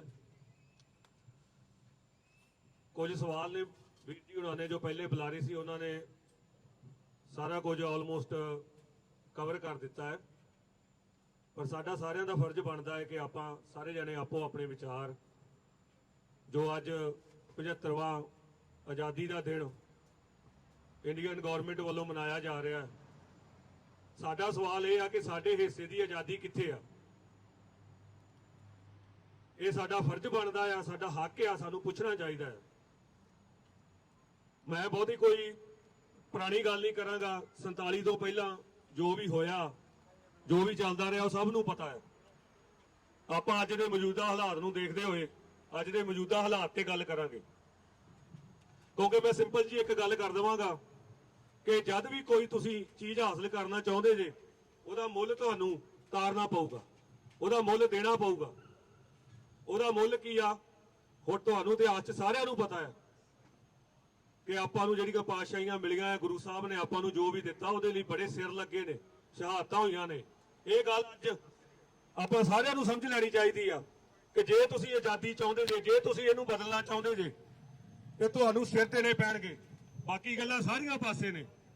ਜੇ ਤੁਸੀਂ ਅੱਜ ਨਿੱਤਰ ਕੇ ਆਪਣੇ ਕੰਫਰਟ ਜ਼ੋਨ ਚੋਂ ਨਿਕਲ ਕੇ ਬਾਹਰ ਨਹੀਂ ਆਉਂਦੇ, ਤੇ ਫਿਰ ਆਪਾਂ ਨੂੰ ਬਾਰ-ਬਾਰ ਇਹਨਾਂ ਸੰਘਰਸ਼ਾਂ ਨੂੰ ਦੁਹਰਾਉਂਦਾ ਰਹਿਣਾ ਪਵੇਗਾ, ਹੋਰ ਲੰਬਾ ਖਿੱਚ ਕੇ ਲੈ ਕੇ ਜਾਣਾ ਪਵੇਗਾ, ਜਿਹਦੇ ਨਾਲ ਅਸੀਂ ਕਿਤੇ ਨਾ ਕਿਤੇ ਆਪਣੇ ਨਾਲ ਜੁੜਦੇ ਜਿਹੜੇ ਵੀ ਕਮਿਊਨਿਟੀ ਆ, ਕੌਮ ਆ, ਉਹਦੇ ਲਈ ਨਿਆਂ ਨਹੀਂ ਕਰ ਪਾਵਾਂਗੇ। ਜਿੰਨਾ ਚਿਰ ਤੱਕ ਅਸੀਂ ਖੁਦ ਆਪਣੇ ਆਪ ਨੂੰ ਉਸ ਵਿੱਚ ਨਹੀਂ ਢਾਲਦੇ, ਖੁਦ ਆਪਣੇ ਆਪ ਤੇ ਆਪਾਂ ਨੂੰ ਯਕੀਨ ਨਹੀਂ ਹੈਗਾ ਕਿ ਆਪਾਂ ਕੁਝ ਕਰ ਸਕਦੇ ਆ ਜਾਂ ਨਹੀਂ ਕਰ ਸਕਦੇ। ਝੰਡੇ ਸਾਰੀਆਂ ਕੌਮਾਂ ਦੇ ਹੁੰਦੇ ਹਨ, ਕਿਸੇ ਨਾਲ ਕੋਈ ਵਿਤਕਰਾ ਨਹੀਂਗਾ। ਪਰ ਸਾਡਾ ਸਵਾਲ ਇਹ ਆ ਕਿ ਜਿਵੇਂ ਇੱਕ ਪਰਿਵਾਰ ਦਾ ਮੁਖੀ ਆਪਣੇ ਸਾਰੇ ਬੱਚਿਆਂ ਦੀ ਬਰਾਬਰ ਦੀ ਪਰਵਰਿਸ਼ ਕਰਦਾ ਆ, ਬਰਾਬਰ ਦੇ ਹੱਕ ਰੱਖਦਾ ਆ, ਬਰਾਬਰ ਦੀ ਤਾਲੀਮ ਦਿੰਦਾ ਆ, ਡੈਮੋਕ੍ਰੇਸੀ ਦੀ ਗੱਲ ਕਰਦੇ ਨੇ, ਤੇ ਡੈਮੋਕ੍ਰੈਟਿਕ ਦਾ ਇਹੀ ਲਾਅ ਹੁੰਦਾ ਆ ਕਿ ਤੁਹਾਡੇ ਵਿੱਚ ਜਿਹੜੀਆਂ ਘੱਟ ਗਿਣਤੀਆਂ ਨੇ ਉਹਨਾਂ ਨੂੰ ਤੁਸੀਂ ਮਹਿਸੂਸ ਨਹੀਂ ਹੋਣ ਦੇਣਾ ਕਿ ਤੁਸੀਂ ਨੀਵੇਂ ਹੋ। ਉਹਨਾਂ ਦੇ ਬਣਦੇ ਹੱਕ, ਉਹਨਾਂ ਲਈ ਬਣਦਾ ਉਹਨਾਂ ਦਾ ਮਾਣ ਸਤਿਕਾਰ, ਉਹਨਾਂ ਦੇ ਧਾਰਮਿਕ ਐਕਸਰਸਾਈਜ਼ ਜਾਂ ਜੋ ਵੀ ਉਹਨਾਂ ਨੇ ਆਪਣੇ, ਉਹਨਾਂ ਦੀ ਪੂਰੀ ਆਜ਼ਾਦੀ, ਬੋਲਣ ਦੀ ਪੂਰੀ ਆਜ਼ਾਦੀ, ਆਪਣੇ ਨਿਸ਼ਾਨ ਨੂੰ ਉੱਚਾ ਕਰਨ ਦੀ ਪੂਰੀ ਆਜ਼ਾਦੀ। ਪਰ ਅਫਸੋਸ ਨਾਲ ਕਹਿਣਾ ਪੈ ਰਿਹਾ ਅੱਜ ਪੰਜਾਬ ਦੇ ਵਿੱਚ, ਹਿੰਦੁਸਤਾਨ ਦੇ ਵਿੱਚ ਤੁਹਾਡੀ ਲਿਖਤ ਨੂੰ ਵੀ ਬੈਨ ਕੀਤਾ ਜਾ ਰਿਹਾ, ਤੁਹਾਡੀ ਸੋਚ ਨੂੰ ਵੀ ਬੈਨ ਕੀਤਾ ਜਾ ਰਿਹਾ। ਬੋਲ ਨਹੀਂ ਸਕਦੇ ਤੁਸੀਂ ਬਿਲਕੁਲ ਵੀ। ਬਹੁਤ ਸਾਰੀਆਂ ਗੱਲਾਂ ਨੇ ਪਰ ਟਾਈਮ ਉਹਨਾਂ ਨਹੀਂਗਾ, ਮੈਂ ਬਹੁਤਾ ਟਾਈਮ ਨਹੀਂ ਲਵਾਂਗਾ। ਮੈਂ ਗੁਰੂ ਸਾਹਿਬ ਦੇ ਸਿਧਾਂਤ ਤੇ ਗੱਲ ਕਰਾਂਗਾ। ਮੀਰੀ ਤੇ ਪੀਰੀ ਦਾ ਸਿਧਾਂਤ ਸਾਨੂੰ ਦਿੱਤਾ ਗਿਆ, ਉਹ ਦੋ ਨਿਸ਼ਾਨ ਸਾਹਿਬ ਝੁਲਦੇ ਨੇ, ਉਹ ਇਸ ਗੱਲ ਦਾ ਪ੍ਰਤੀਕ ਨੇ, ਉਹ ਸਾਡੀ ਜਿਹੜੀ ਪ੍ਰਭੂ ਸੱਤਾ ਆ, ਠੀਕ ਆ ਜੀ, ਉਹਨੂੰ ਜਿਹੜਾ ਨੇ ਉਹਦਾ ਪ੍ਰਤੀਕ ਨੇ ਨਿਸ਼ਾਨ ਸਾਹਿਬ। ਆਪਾਂ ਅੱਜ ਕਹਿ ਦਿੰਦੇ ਆ ਕਿ ਸਾਨੂੰ ਆਪਾਂ ਸਿਰਫ ਧਰਮ ਦੀ ਗੱਲ ਕਰਨੀ ਆ, ਆਪਾਂ ਪੀਰੀ ਦੀ ਗੱਲ ਕਰਨੀ ਆ, ਆਪਾਂ ਮੀਰੀ ਦੀ ਗੱਲ ਨਹੀਂ ਕਰਨੀ, ਕਿ ਆਪਾਂ ਗੁਰੂ ਸਾਹਿਬ ਨਾਲ ਚੱਲਣਾ ਆ, ਗੁਰੂ ਸਾਹਿਬ ਦੇ ਸਿਧਾਂਤਾਂ ਅਨੁਸਾਰ, ਠੀਕ ਆ। ਪਰ ਹਾਲਾਤਾਂ ਦੇ ਅਨੁਸਾਰ ਕਿਤੇ ਕਿਤੇ ਤੁਹਾਨੂੰ ਇਹੋ ਜਿਹੇ ਫੈਸਲੇ ਕਰਨੇ ਪੈਂਦੇ ਜਿਨ੍ਹਾਂ ਦੀ ਜ਼ਰੂਰਤ ਹੁੰਦੀ ਹੈ। ਸੋ ਅੱਜ ਦੇ ਸਮੇਂ ਵਿੱਚ ਮੈਂ ਤਾਂ ਇਹੀ ਚਾਹੂੰਗਾ ਕਿ ਆਪਾਂ ਸਾਰਿਆਂ ਨੂੰ ਜਿਹੜਾ ਬਣਦਾ ਆਪਣਾ ਫਰਜ਼ ਆ ਉਹ ਪਛਾਣਨਾ ਚਾਹੀਦਾ। ਗੁਰੂ ਸਾਹਿਬ ਨੇ ਜੋ ਆਪਾਂ ਨੂੰ ਇਹ ਰਾਜ ਭਾਗ ਬਖਸ਼ੇ ਨੇ, ਆਪਾਂ ਨੂੰ ਜੋ ਪਛਾਣ ਬਖਸ਼ੀ ਆ, ਇਹਨੂੰ ਜ਼ਰੂਰ ਵਾਸਤੇ ਬਰਕਰਾਰ ਰੱਖਣ ਲਈ ਆਪਾਂ ਨੂੰ ਅੱਗੇ ਆਉਣਾ ਚਾਹੀਦਾ ਆ। ਬਾਕੀ ਮੈਂ ਪੰਥਕ ਜਿਹੜੀਆਂ ਆਪਣੀਆਂ ਧਿਰਾਂ ਚੱਲਦੀਆਂ ਨੇ ਪੰਜਾਬ ਤੋਂ 47 ਤੋਂ ਬਾਅਦ, ਜਿਹੜੀ ਵੀ ਜਿਵੇਂ ਆਪਾਂ ਕਹਿ ਦਈਏ ਸ਼੍ਰੋਮਣੀ ਕਮੇਟੀ, ਆ ਪਿਛਲੇ ਦਿਨਾਂ ਤੋਂ ਐਲਾਨ ਹੋਇਆ ਕਿ ਤੁਸੀਂ ਘਰ ਘਰ ਦੇ ਵਿੱਚ ਆਪਣਾ ਤਿਰੰਗਾ ਲਾਓ, ਉਹਨਾਂ ਨੇ ਆਪਣੇ ਅਨੁਸਾਰ ਆਪਣਾ ਐਲਾਨ ਕਰ ਦਿੱਤਾ। ਪਰ ਕੀ ਆਪਣੀਆਂ ਪੰਥਕ ਜਥੇਬੰਦੀਆਂ, ਆਪਣੀ ਜੋ ਸ਼੍ਰੋਮਣੀ ਕਮੇਟੀ, ਦੁੱਖ ਨਾਲ ਕਹਿਣਾ ਪੈ ਰਿਹਾ ਕਿ ਕੁਝ ਜਥੇਬੰਦੀਆਂ ਨੇ ਇਹ ਐਲਾਨ ਕੀਤਾ ਕਿ ਤੁਸੀਂ ਘਰ ਘਰ ਉੱਪਰ ਕੇਸਰੀ ਨਿਸ਼ਾਨ ਚਲਾਓ, ਆਪਣੇ ਨਿਸ਼ਾਨ ਨੂੰ ਪਛਾਣੋ, ਪਰ ਉਹਨਾਂ ਵੱਲੋਂ ਇਹ ਕਹਿ ਦਿੱਤਾ ਜਾਂਦਾ ਕਿ ਇਹ ਉਹਨਾਂ ਦੇ ਆਪਣੇ ਬਿਆਨ ਨੇ, ਇਹਦੇ ਉੱਪਰ ਵੀ ਉਹ ਅੱਜ ਸਟੈਂਡ ਨਹੀਂ ਲੈ ਰਹੇ। ਤਾਂ ਸਾਡੇ ਸਿੱਖਾਂ ਨੂੰ ਇਹ ਸਮਝਣਾ ਚਾਹੀਦਾ ਕਿ ਆਪਾਂ ਗੁਰੂ ਘਰਾਂ ਦੇ ਵਿੱਚ ਜੋ ਰਹਿਤ ਮਰਿਆਦਾ ਆ ਉਹਨੂੰ ਅਜੇ ਵੀ ਆਪਾਂ ਸ਼੍ਰੋਮਣੀ ਕਮੇਟੀ ਦੇ ਅਨੁਸਾਰ ਜੋ ਚੱਲਦੀ ਆ ਰਹੀ ਹੈ ਉਹਨੂੰ ਮੰਨਦੇ ਆ। ਤਾਂ ਸਵਾਲ ਆਪਾਂ ਗੁਰੂ ਘਰਾਂ ਦਾ ਨਹੀਂ ਕਰਦੇ, ਸਵਾਲ ਆਪਾਂ ਇੰਡੀਵਿਜੂਅਲ ਕਿਸੇ ਕਮਿਊਨਿਟੀ ਦੇ ਨਹੀਂ ਕਰਦੇ, ਕਿਸੇ ਕਮੇਟੀ ਦੇ ਨਹੀਂ ਕਰਦੇ। ਸਵਾਲ ਹਰ ਇੱਕ ਪੰਜਾਬੀ ਨੂੰ, ਹਰ ਇੱਕ ਸਿੱਖ ਕੌਮ ਦੇ ਬੱਚੇ ਨੂੰ, ਇੱਕ ਬੰਦੇ ਨੂੰ, ਹਰ ਇੱਕ ਨੂੰ ਆ ਕਿ ਤੁਸੀਂ ਕਦੋਂ ਆਪਣੇ ਆਪ ਨੂੰ ਪਛਾਣੋਗੇ। ਇਹ ਸਮਾਂ ਆ 47 ਹੋ ਗਈ, 84 ਹੋ ਗਈ, ਹੁਣ ਅਜੇ ਵੀ ਆਪਾਂ ਵੇਟ ਕਰਦੇ ਹਾਂ ਕਿ ਅਜੇ ਆਪਾਂ ਇਹਨੂੰ ਵਿਚਾਰੀਏ, ਆਪਾਂ ਪਿਛਲੇ ਇਤਿਹਾਸ ਨੂੰ ਫਰੋਲਦੇ ਆ, ਪੜ੍ਹਦੇ ਆ, ਚਾਹੀਦਾ ਆ, ਪਰ ਆਪਾਂ ਕਦੋਂ ਬਾਹਰ ਆਵਾਂਗੇ ਆਪਣੇ ਕੰਫਰਟ ਜ਼ੋਨ ਦੇ ਵਿੱਚੋਂ। ਮੈਂ ਦੁਬਾਰਾ ਦੁਹਰਾਉਣਾ ਇਹ ਗੱਲ, ਜਿੰਨਾ ਚਿਰ ਤੱਕ ਤੁਸੀਂ ਆਪਣੀ ਪੂਰੀ ਤਰ੍ਹਾਂ ਸਮਰਪਿਤ ਹੋ ਕੇ ਆਪਣਾ ਸਿਰ ਦੇਣ ਨੂੰ ਤਿਆਰ ਨਹੀਂ ਹੁੰਦੇ, ਉਹਨਾਂ ਚਿਰ ਤੱਕ ਜਿੰਨੀਆਂ ਮਰਜ਼ੀ ਗੱਲਾਂ ਸਟੇਜਾਂ ਤੋਂ ਕਰੀ ਜਾਓ, ਮੈਂ ਕਹੂੰਗਾ ਮੈਨੂੰ ਮਾਫ ਕਰਨਾ, ਉਹਦਾ ਕੋਈ ਫਾਇਦਾ ਨਹੀਂ। ਆਪਾਂ ਨੂੰ ਇਸ ਕੰਫਰਟ ਜ਼ੋਨ ਤੋਂ ਬਾਹਰ ਆਉਣਾ ਪੈਣਾ। ਬਹੁਤੀਆਂ ਸਲਾਹਾਂ 'ਚ ਨਾ ਪਿਆ ਕਰੋ ਵੀਰੋ ਮੇਰਿਓ। ਆਪਾਂ ਕਹਿੰਦੇ ਲੀਡਰ ਲੱਭਦੇ ਨਹੀਂਗੇ, ਚੰਗੇ ਲੀਡਰ ਚਾਹੀਦੇ ਆ। ਤੁਸੀਂ ਆਪ ਹਿੰਮਤ ਕਰੋ, ਤੁਹਾਡੇ ਸਾਰਿਆਂ 'ਚ ਲੀਡਰ ਨੇ, ਹਰ ਇੱਕ ਘਰ ਘਰ 'ਚ ਲੀਡਰ ਆ। ਗੁਰੂ ਸਾਹਿਬ ਨੇ ਇੰਨੀ ਕੁ ਤੁਹਾਨੂੰ ਸੋਚੀ ਸਮਝੀ ਦਿੱਤੀ ਆ, ਜੇ ਆਪਾਂ ਉਹਨੂੰ ਮੰਨੀਏ ਕਿ ਘਰ ਘਰ ਦੇ ਵਿੱਚੋਂ ਲੀਡਰ ਨਿਕਲ ਸਕਦਾ ਆ। ਆਪਣੀ ਕੌਮ ਬਹੁਤ ਸ਼ਕਤੀਸ਼ਾਲੀ ਕੌਮ ਆ। ਆਪਣੇ ਮੂਲ ਨੂੰ ਪਛਾਣੀਏ।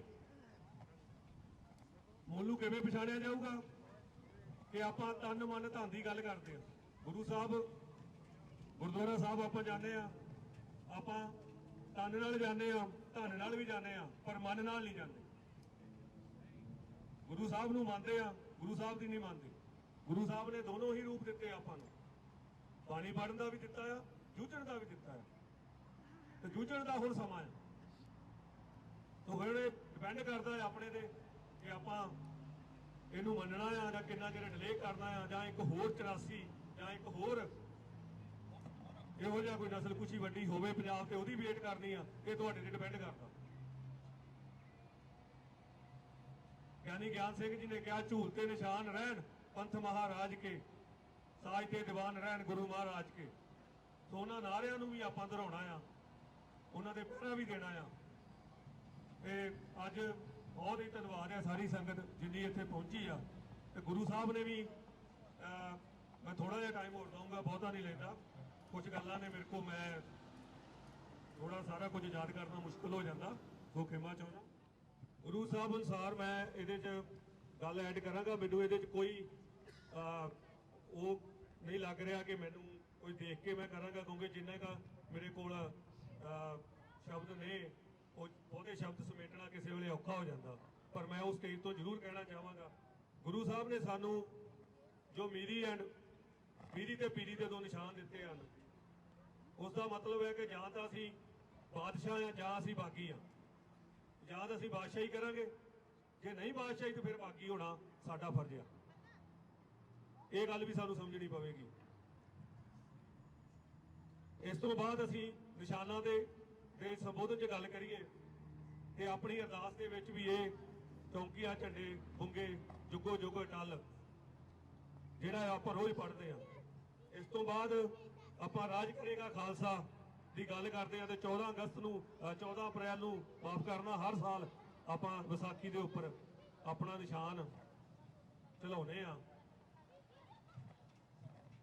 ਉਹ ਆਪਣੀ ਆਜ਼ਾਦ ਹੋਂਦ ਨੂੰ ਪ੍ਰਗਟ ਕਰਨ ਲਈ ਆਪਾਂ ਕਰਦੇ ਆ, ਪਰ ਉਹਨੂੰ ਆਪਾਂ ਇੱਕ ਸਿਰਫ ਤੇ ਸਿਰਫ ਇੱਕ ਰਵਾਇਤ ਦੇ ਤੌਰ ਤੇ ਨਾ ਰੱਖਿਆ ਜਾਵੇ, ਉਹ ਤੋਂ ਸਿੱਖਿਆ ਲਈ ਜਾਵੇ ਜਦ ਵੀ ਆਪਾਂ ਨਿਸ਼ਾਨ ਚਲਾਉਂਦੇ ਆ। ਤੇ ਕੀ ਆਪਾਂ ਆਜ਼ਾਦ ਆ? ਕੀ ਉਸ ਨਿਸ਼ਾਨ ਦੀ ਜੋ ਮਹਾਨਤਾ ਆ ਉਹਨੂੰ ਬਣਦੀ ਜੋ ਮਾਨ ਸਤਿਕਾਰ ਹੈ ਦੇ ਸਕੇ ਆ?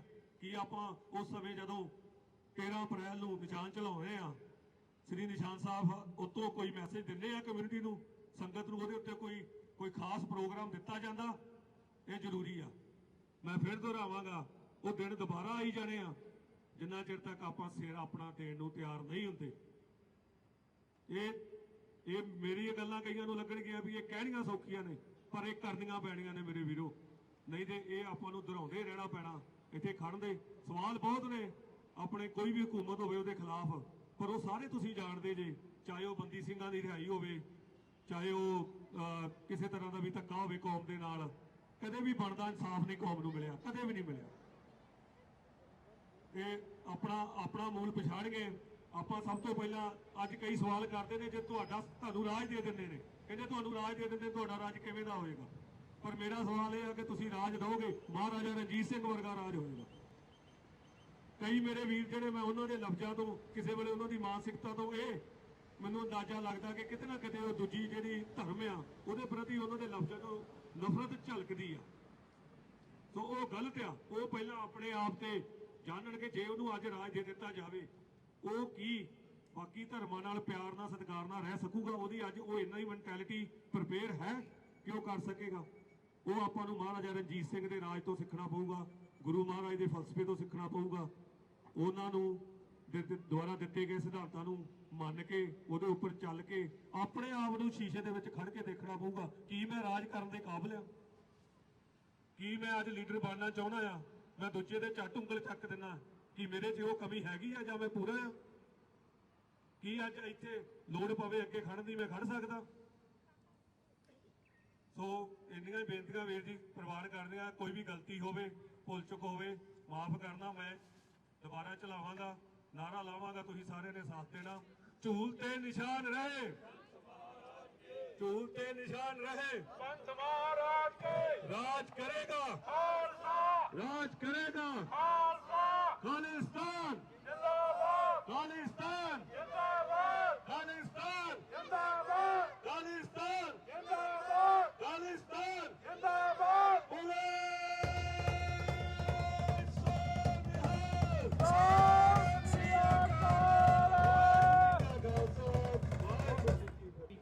On stage is Harjinder Kaur.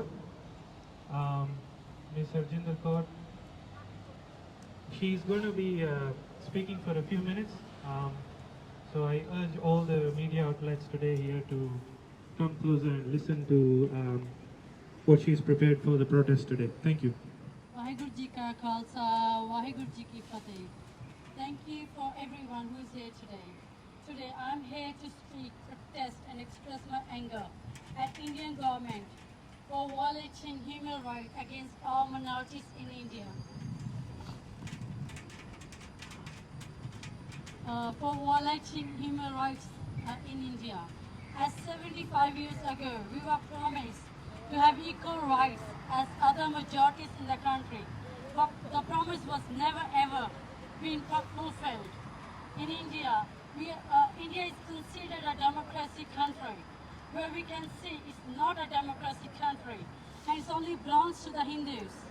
And we people like us, we are just considered a second-class citizen in there. We have never got any rights, no freedom to speak, and the media never covers if anything happens to us. The media belongs to the absolute power that calls Modi government. That's only Narendra Modi belongs to Narendra Modi and Amit Shah. They wanted to make India a Hindu state. So if that happens, then what will happen to us or people like us? People in India are not express themselves properly. If they do, they are put behind the bars and without any allegations, and they are being in jail. You can see a poster there. There's a live telecast of people who are behind the bars and they have never been released, and they're still behind bars when they have even fulfilled their sentences. I'm here today protesting and expressing my anger. As a scholar said, John Agoniton said once, absolute power and corrupt absolute. In India, this goes very well. Absolute power is Narendra Modi and Amit Shah. And if this happens, there will be the lack of freedom. So the lack of freedom is the root of all evil. That consider, you can understand what is it. At the end, I will conclude and say, we want freedom for everyone. Not only me, not everyone, all the minority communities. We want them to have the freedom to speak, freedom to say something, or freedom to have a media and so they can express themselves around the world. Thank you. Vaheguru Ji Ka Khalsa, Vaheguru Ji Ki Fateh. बोले सो निहाल। Thank you. Beauty of the speech she just gave was she literally just prepared a few minutes ago, and I want us all to look at it this way, because having come on this protest, she read the posters, she looked around, she had a few thoughts in her mind, and she came up to the organizers and said, I want to share a few words. Look, these protests are public platforms, so anyone who would want to speak against the Indian state is welcome. If you want to speak for them, then you know where to go. The next speaker is Mr. Devinder Singh. Can I please ask him to come on stage? His speech is usually in English. I'm not sure today what he feels like, but he's got good grip on the Indian freedom of expression, especially the media side of things. Thank you. Waheguru ji ਕਾ ਖਾਲਸਾ ਵਾਹਿਗੁਰੂ ਜੀ ਕੀ ਫਤਿਹ First of all, thanks for coming for all freelance media guys for up here. ਇੱਥੇ ਇਹਨਾਂ ਦਾ ਜਿਹੜਾ page ਆ ਇਹ ਕਾਫੀ ਇੱਥੋਂ ਦੇ ਲੋਕ ਵੀ like ਕਰਦੇ ਹਨ ਵਾਚ ਵੀ ਕਰਦੇ ਆ ਤੇ ਇਹਨਾਂ ਦੀ ਰਿਕੁਐਸਟ ਸੀ ਕਿ ਆਪਾਂ ਥੋੜੀ ਜਿਹੀ ਉਹਨਾਂ ਦੀ ਲੈਂਗੁਏਜ ਦੇ ਵਿੱਚ ਵੀ ਇਹਨਾਂ ਨੂੰ ਥੋੜਾ ਦੱਸੀਏ ਕਿ ਉਹ ਜਿਹੜੇ ਲੋਕੀ ਦੇਖਣਗੇ ਉਹਨਾਂ ਨੂੰ ਥੋੜੀ ਜਿਹੀ ਸਮਝ ਵੀ ਆਵੇ So today it's 15th of August, which is called as an Independence Day for the Indian state. And we have to think why we are here while there are a lot of people on the other side of the road and they are hoisting a flag for an Indian state there. So frankly, why we are here is because we all completely don't agree with the independence which they have been trying to give us in a piece of plate and say, hey, this is your independence. And we don't agree what we have been served. We don't agree what we demanded and what we have got in for last 75 years. So our generations have been struggling to get all the rights, human rights, independence for all the communities, for all the minorities, but that promise hasn't been served. So most of the people in bigger part of India, they actually belong to one religion, but definitely not a one single caste. So India is more likely a continent than actually a country. And unfortunately, the government over there, they're trying to convert everybody into one single race, into one single belief. And while you can respect everybody according to their race and beliefs, but definitely it's not a good idea to merge them all together, especially when you defy to provide the human rights to everybody. So this is the only country where there's still a caste system. There's still a lot of racism. There's still a lot of people you describe with their color and their ethnicity. So India is one of them. And shamefully, it's the oldest one as well. And for all thousands of years, they haven't learned anything. So they have been a lot of tried by few religions, and a lot of religions came into power like Buddhism and Sikhism, and we tried to keep all humans as one, recognize them as one, and feel them like we all came from one single God. But in the recent few years, it actually have been going on the other side. So there's a lot of hatred among religions, among castes, or anything you can say. For every single point you can find out. There are probably about millions of fake IDs on the Facebook, and they are basically funded by the Indian state. Officially by the Indian state, just to spread hate, because they just want to rule.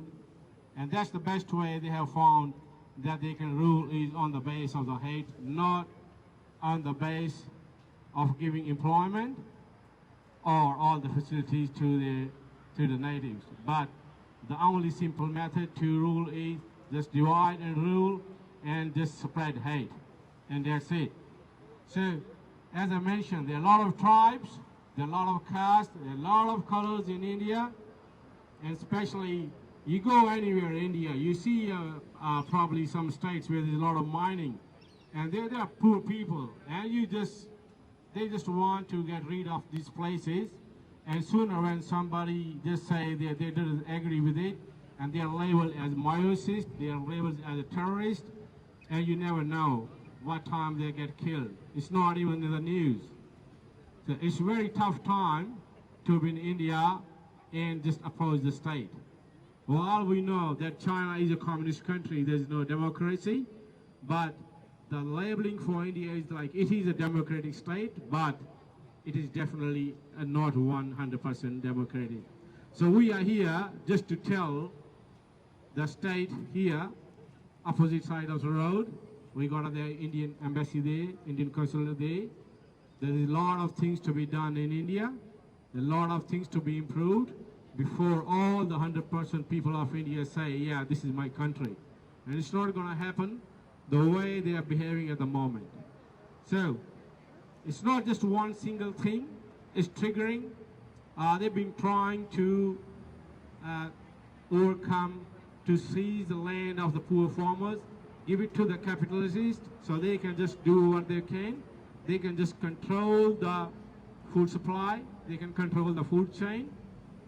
And not only that one, even in the army, they've been changing, they're trying to restructure, they're trying to move all the structure between going all the way through the freedom for last 75 years, just to control everything they can and provide all the facilities to the capitalistic.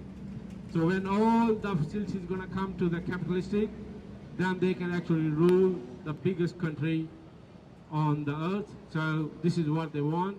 And at the moment, they do it by the help of the media, the help of the current Indian government, and especially, as I mentioned, the social media as well. There are pretty much millions of fake accounts, and they even don't let you to speak. If you have something in the mind, then 10, 20, 30, 40 people with the fake IDs, they just come and they just try to let you down. So next time you have to think twice before you actually write anything against the state. Now, what's behind the scene, there is not just one thing. There's the biggest organization in India, which I say is one of the racist one, which says RSS. So they've been trying to interfere in other religions. They've been trying to interfere in the religious books. They're trying to interfere with their languages. They're trying to interfere with other people's emotions.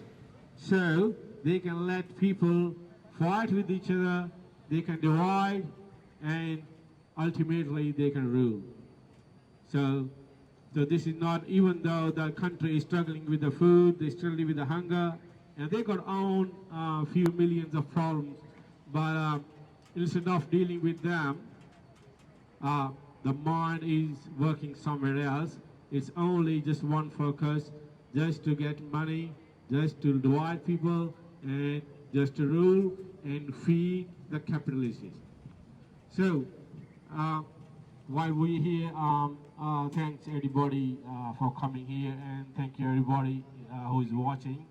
I'm glad our next generation know much about our history, our culture, our language, pretty much more than I know, and it's all because of social awareness, pretty much about social media as well.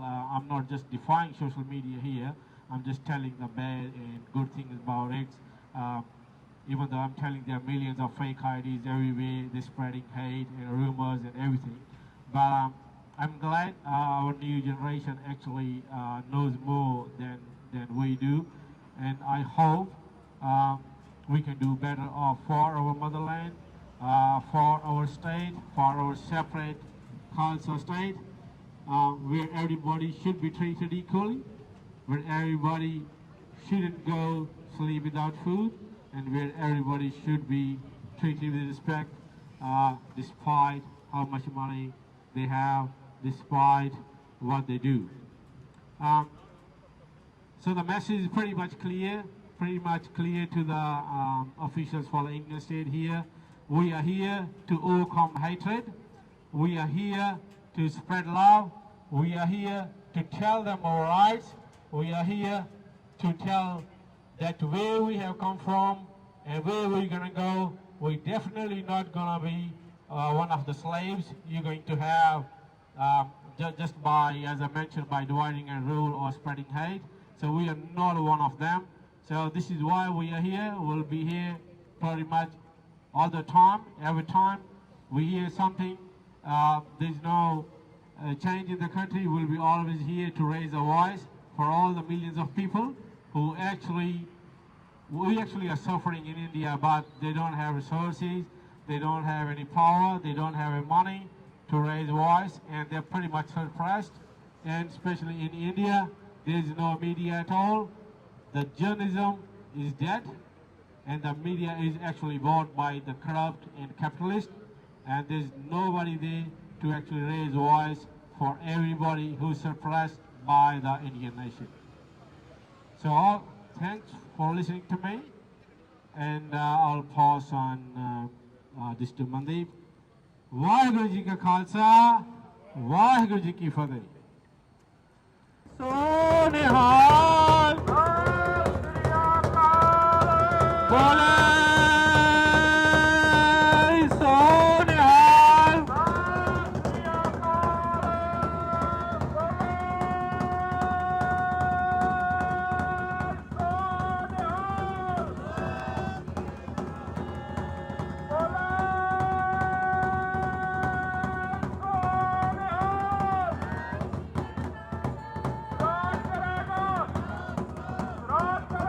Khalsa Jeet Jeet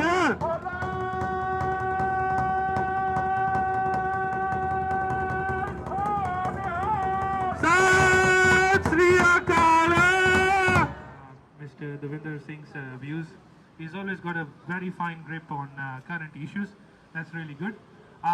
We are moving towards our last speaker, after which we are going to move to a appreciation ceremony for the freelance media that is here with us today. So can I please welcome Mr. Satwinder Singh on the stage to share his views. I request everyone who is standing on the pathway to come back on the inside, please. And then Mr. Satwinder Singh can carry on with his speech. Thank you.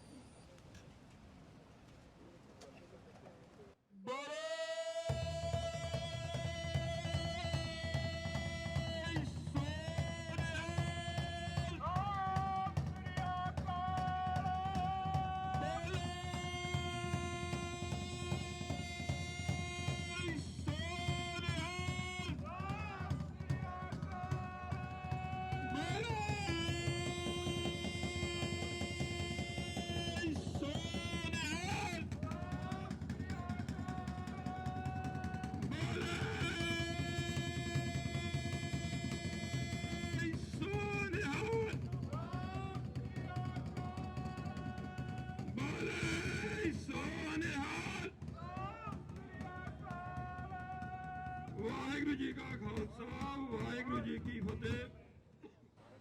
ਜੋ ਤੋ ਪ੍ਰੇਮ ਖੇਲਣ ਕਾ ਚਾਓ ਸਿਰ ਤਰ ਤਲੀ ਗਲੀ ਮੇਰੀ ਆਓ ਇਤ ਮਾਰਗ ਪੈਰ ਧਰੀਜੈ ਸਿਰ ਦੀਜੈ ਕਾਣ ਨਾ ਕੀਜੈ। ਅੱਜ ਆਪਾਂ ਸਾਰੇ ਇੱਥੇ ਪੰਜਾਬ ਦੇ ਹੱਕਾਂ ਦੀ ਗੱਲ ਕਰਨ ਆਏ ਆ, ਉੱਥੇ ਨਾਲ ਹੀ ਘੱਟ ਗਿਣਤੀਆਂ ਬਾਰੇ ਗੱਲ ਵੀ ਕਰਨ ਆਏ ਆ। ਅੱਜ ਬਹੁਤੇ ਲੋਕਾਂ ਦੇ ਮਨ 'ਚ ਸਵਾਲ ਜ਼ਰੂਰ ਆਊਗਾ ਕਿ ਆਪਾਂ ਗਿਣਤੀ ਦੇ ਵਿੱਚ ਘੱਟ ਆ, ਪਰ ਜੇ ਅਸੀਂ ਗਿਣਤੀ ਦੇ ਵਿੱਚ ਘੱਟ ਆ, ਇੱਕ ਕੌੜਾ ਸੱਚ ਆ, ਇਹਦੇ ਵਿੱਚੋਂ ਸਿੱਖਣ ਨੂੰ ਵੀ ਬਹੁਤ ਕੁਝ ਮਿਲਦਾ ਹੈ। ਤੁਸੀਂ ਸਾਰੇ ਇਸ ਗੱਲ ਦੇ ਗਵਾਹ ਹੋ ਕਿ ਜਦੋਂ ਕਿਸਾਨੀ ਸੰਘਰਸ਼ ਸੀ ਉਦੋਂ ਵੀ ਇੱਥੇ ਕੌਂਸਲ ਦੇ ਵੱਲੋਂ ਪ੍ਰੋਗਰਾਮ ਉਲੀਕੇ ਗਏ ਸੀ। ਉਦੋਂ ਕਿੰਨੀ ਜ਼ਿਆਦਾ ਗਿਣਤੀ ਦੇ ਵਿੱਚ ਬੜੇ ਬੜੇ ਦਮਗਜੇ ਮਾਰਨ ਵਾਲੇ ਲੋਕ ਵੀ ਆਉਂਦੇ ਰਹੇ ਨੇ। ਉਹਨਾਂ ਦੀਆਂ ਗੱਲਾਂ ਸੁਣ ਕੇ ਭਾਵੁਕ ਹੋ ਕੇ ਅਸੀਂ ਉਹਨਾਂ ਨੂੰ ਬੜੇ ਅਹੁਦਿਆਂ ਤੇ ਵੀ ਬਿਠਾਇਆ, ਉਹਨਾਂ ਨੂੰ ਨਾਲ ਵੀ ਜੁੜੇ ਕਿ ਸ਼ਾਇਦ ਜੋ ਇਹ ਕਹਿ ਰਹੇ ਨੇ ਇਹ ਕਰਨਗੇ। ਅੱਜ ਉਹਨਾਂ ਦੇ ਸ਼ਕਲਾਂ, ਉਹਨਾਂ ਦੀ ਅਸਲ ਕਿਰਦਾਰ ਸਾਹਮਣੇ ਆ ਚੁੱਕੇ ਆ। ਉਹਨਾਂ ਦਾ ਇੱਥੇ ਨਾ ਆਉਣਾ ਇਹ ਦੱਸਦਾ ਕਿ ਸਿਰਫ ਤੇ ਸਿਰਫ ਦਮਗਜੇ ਮਾਰੇ ਗਏ। ਅਸਲ ਦੇ ਵਿੱਚ ਵਾਹਵਾਹੀ ਖੱਟਣੀ ਚਾਹੁੰਦੇ ਸੀ, ਉਹ ਉਹਨਾਂ ਨੂੰ ਮਿਲ ਗਈ। ਹੁਣ ਜਦੋਂ ਅਸਲ ਕੰਮ ਕਰਨ ਦਾ ਸਮਾਂ ਆਇਆ ਤਾਂ ਲੱਤਾਂ ਨੇ ਭਾਰ ਨਹੀਂ ਝੱਲਿਆ। ਇਹ ਜੋ ਤੁਕਾਂ ਪਹਿਲਾਂ ਮੈਂ ਬੋਲੀਆਂ ਗੁਰੂ ਨਾਨਕ ਸਾਹਿਬ ਦੀਆਂ ਕਿ ਡਰ ਵਾਜਬ ਹੈ, ਕਿ ਡਰ ਉਹਨਾਂ ਦੇ ਉੱਤੇ ਕਾਬਜ ਹੈ। ਇਸ ਟਾਈਮ ਮਨ 'ਚ ਜੇ ਡਰ ਹੋਵੇ ਤਾਂ ਜੰਗ ਜਿੱਤੀ ਨਹੀਂ ਜਾਂਦੀ। ਜੰਗ ਜਿੱਤਣ ਲਈ ਜ਼ਰੂਰੀ ਹੈ ਕਿ ਡਰ ਦੇ ਉੱਤੇ ਕਾਬੂ ਪਾਇਆ ਜਾਵੇ। ਡਰ ਮਨ ਦੇ ਵਿੱਚ ਪਾਉਣ ਦੇ ਲਈ 84 ਤੋਂ ਲੈ ਕੇ ਉਸ ਤੋਂ ਬਾਅਦ ਦੇ ਸੰਘਰਸ਼ ਦੇ ਵਿੱਚ ਸਰਕਾਰ ਨੇ ਕੀ ਕੁਝ ਕੀਤਾ ਸੀ ਸਾਰੇ ਜਾਣਦੇ ਆ। ਇਸ ਦਾ ਜਵਾਬ ਕਬੀਰ ਸਾਹਿਬ ਨੇ ਬਹੁਤ ਸੋਹਣਾ ਦਿੱਤਾ ਹੈ ਕਿ ਮਨ ਨਾ ਡਰੇ ਤਨ ਕਾਹੇ ਕੋ ਡਰਾਏ, ਕਿਉਂਕਿ ਸਰਕਾਰਾਂ ਦੇ ਕੰਮ ਕਰਨ ਦਾ ਇੱਕ ਢੰਗ ਹੈ, ਉਹ ਤੁਹਾਡੇ ਮਨ ਨੂੰ ਡਰਾਉਣਾ ਚਾਹੁੰਦੀ ਹੈ, ਇਸ ਕਰਕੇ ਤਸ਼ੱਦਦ ਕੀਤਾ ਜਾਂਦਾ ਹੈ। ਹਿਊਮਨ ਰਾਈਟਸ ਵਾਇਲੈਂਸ ਵੀ ਇਸੇ ਕਰਕੇ ਹੁੰਦੀ ਹੈ। ਜਦੋਂ ਉਹ ਹਿਊਮਨ ਰਾਈਟਸ ਦਾ ਵਾਇਲੈਂਸ ਦਾ ਇੱਕ ਤਰੀਕਾ ਹੈ ਕਿ ਤੁਹਾਨੂੰ ਡਰਾ ਕੇ ਆਪਣੇ ਹੱਕਾਂ ਤੋਂ ਦੂਰ ਕੀਤਾ ਜਾਂਦਾ ਹੈ ਤਾਂ ਕਿ ਤੁਸੀਂ ਆਪਣੇ ਹੱਕਾਂ ਦੀ ਗੱਲ ਨਾ ਕਰੋ। ਅੱਜ ਕਮਿਊਨਿਟੀ ਦੇ ਉੱਤੇ ਡਰ ਕਿੰਨਾ ਹਾਵੀ ਹੈ ਉਹ ਇਸ ਗੱਲ ਤੋਂ ਪਤਾ ਲੱਗਦਾ ਕਿ ਆਪਾਂ ਕਿੰਨੀ ਗਿਣਤੀ 'ਚ ਆ। ਪਰ ਇਸ ਤੋਂ ਸਿੱਖਣ ਦੀ ਲੋੜ ਹੈ। ਦਹੀਂ ਨੂੰ ਜਮਾਉਣ ਵਾਸਤੇ ਥੋੜਾ ਜਿਹਾ ਜਾਗ ਬਹੁਤ ਜ਼ਰੂਰੀ ਹੁੰਦਾ ਹੈ। ਸੋ ਜਿੱਥੇ ਸਾਨੂੰ ਇਹ ਸਿੱਖਿਆ ਮਿਲਦੀ ਹੈ ਕਿ ਬਾਕੀ ਦੇ ਲੋਕ ਡਰੇ ਹੋਏ ਆ, ਉੱਥੇ ਸਾਡੇ ਫਰਜ਼ ਵੀ ਸਾਨੂੰ ਸਮਝਣੇ ਪੈਣਗੇ ਕਿ ਉਹਨਾਂ ਲੋਕਾਂ ਨੂੰ ਜਾ ਕੇ ਸਮਝਾਉਣਾ ਪਏਗਾ ਕਿ ਡਰ ਦੇ ਉੱਤੋਂ ਕਾਬੂ ਕਿਵੇਂ ਪਾਉਣਾ ਹੈ।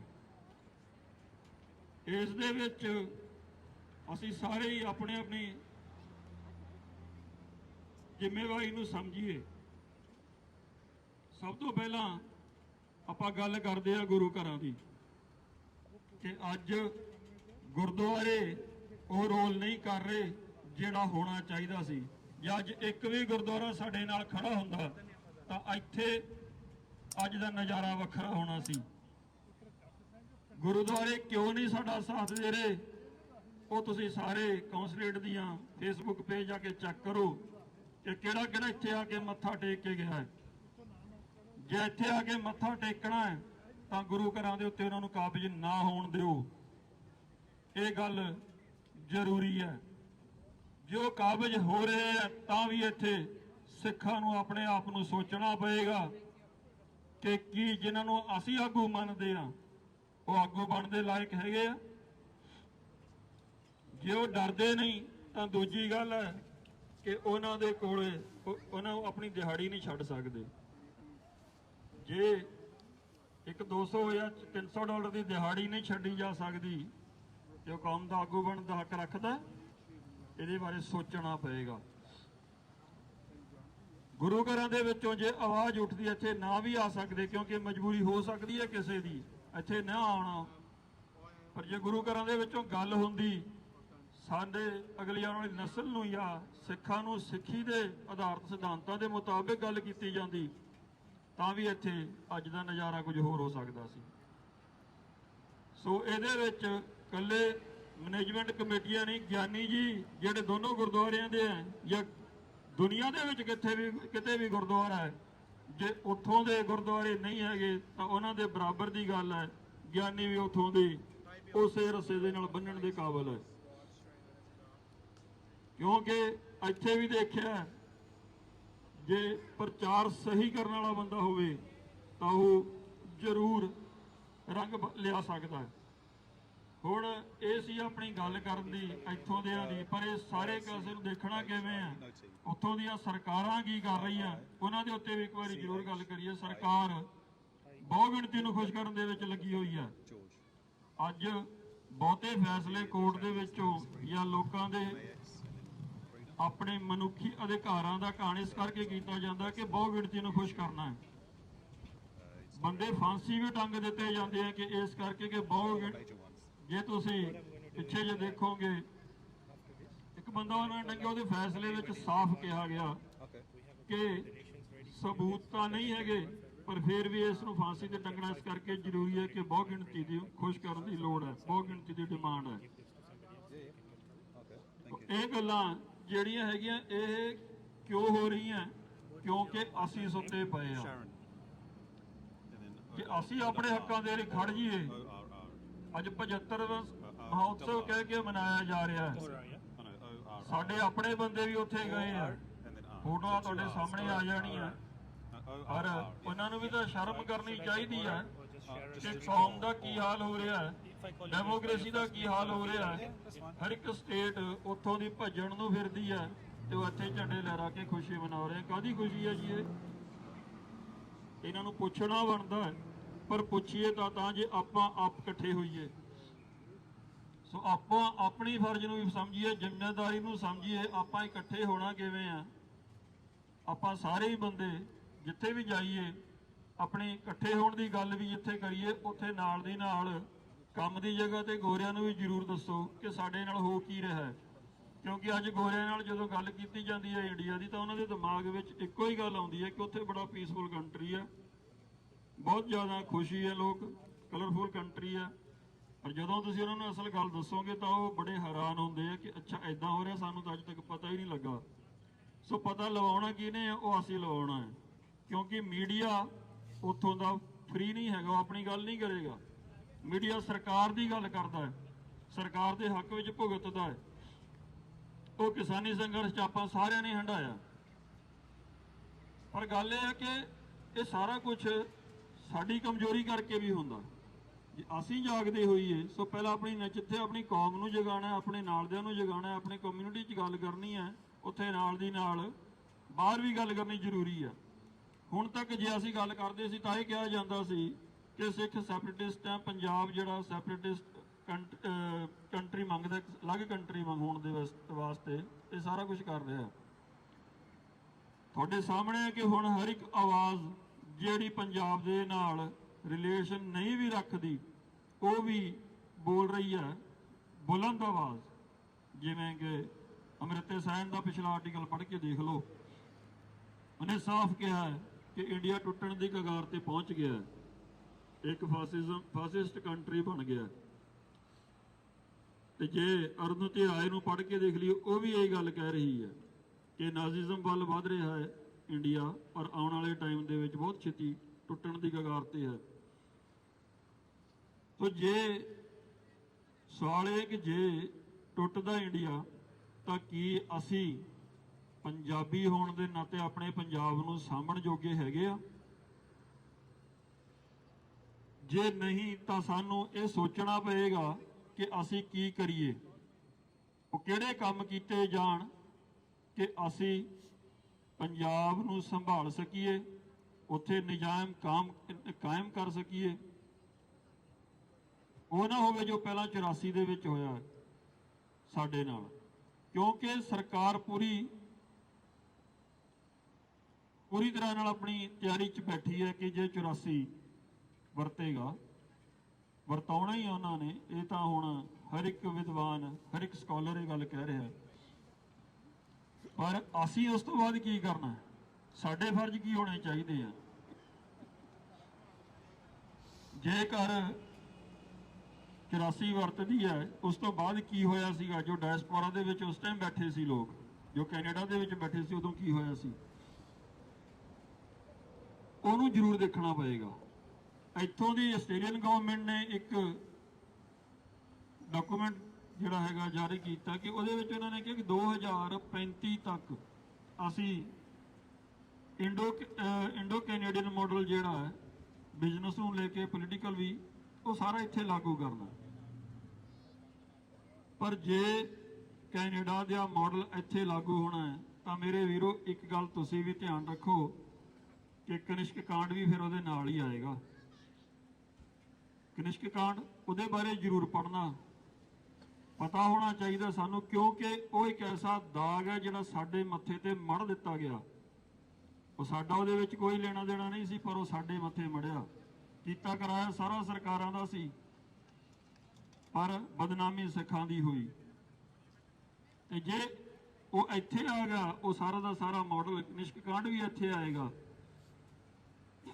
ਤਾਂ ਅਸੀਂ ਇਤਿਹਾਸ ਤੋਂ ਕੀ ਸਿੱਖਿਆ ਕਿ ਅਸੀਂ ਉਸ ਨੂੰ ਕਾਊਂਟਰ ਕਰਨ ਵਾਸਤੇ ਤਿਆਰ ਹਾਂ।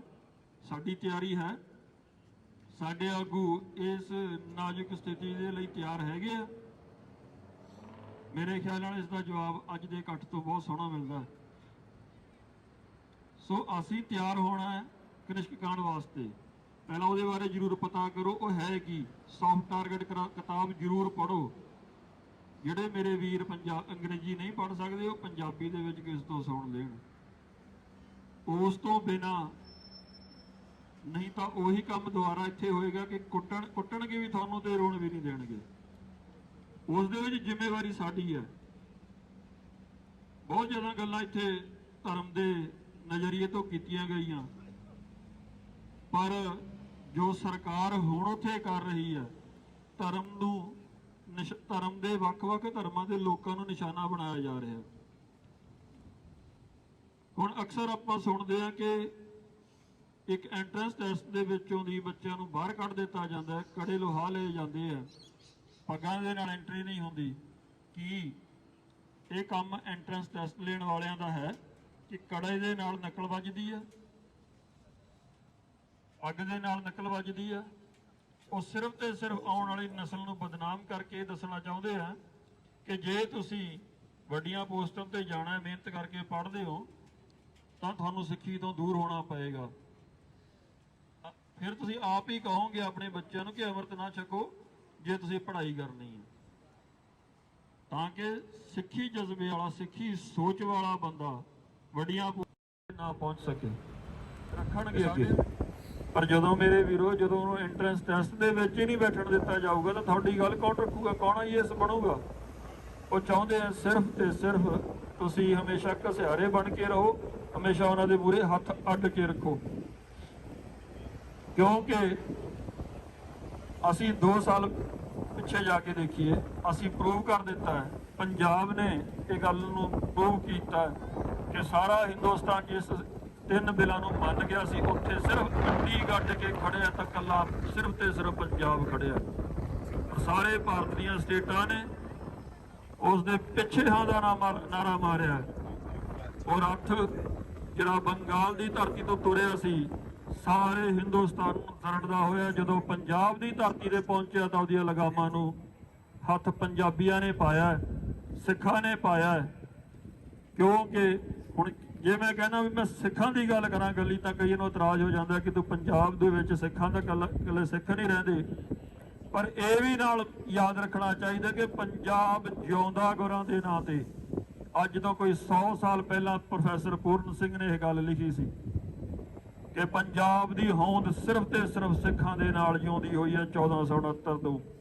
ਉਸ ਤੋਂ ਪਹਿਲਾਂ ਵੀ ਪੰਜਾਬ ਜਿਉਂਦਾ ਸੀ, ਪਰ ਇਤਿਹਾਸ ਦੇ ਵਿੱਚ ਪੰਜਾਬ ਦਾ ਕੋਈ ਨਾਂ ਨਹੀਂ ਸੀ। ਜਦੋਂ ਸਿੱਖਾਂ ਨੇ ਉਸ ਧਰਤੀ ਦੇ ਉੱਤੇ ਪੈਰ ਪਾਇਆ, ਸਿੱਖਾਂ ਦੀ ਹੋਂਦ ਆਈ, ਉਸ ਦੇ ਨਾਲ ਪੰਜਾਬ ਦੀ ਹੋਂਦ ਆਈ ਹੈ। ਇਸ ਕਿਸਾਨੀ ਸੰਘਰਸ਼ ਨੂੰ ਵੀ ਸਿੱਖਾਂ ਨੇ ਖੜਾ ਕੀਤਾ, ਫਿਰ ਪੰਜਾਬੀ ਜਾਗੇ। ਉਸ ਤੋਂ ਬਾਅਦ ਸਾਰੀਆਂ ਸਟੇਟਾਂ ਨੇ ਇਸ ਦੇ ਵਿੱਚ ਸ਼ਮੂਲੀਅਤ ਕੀਤੀ।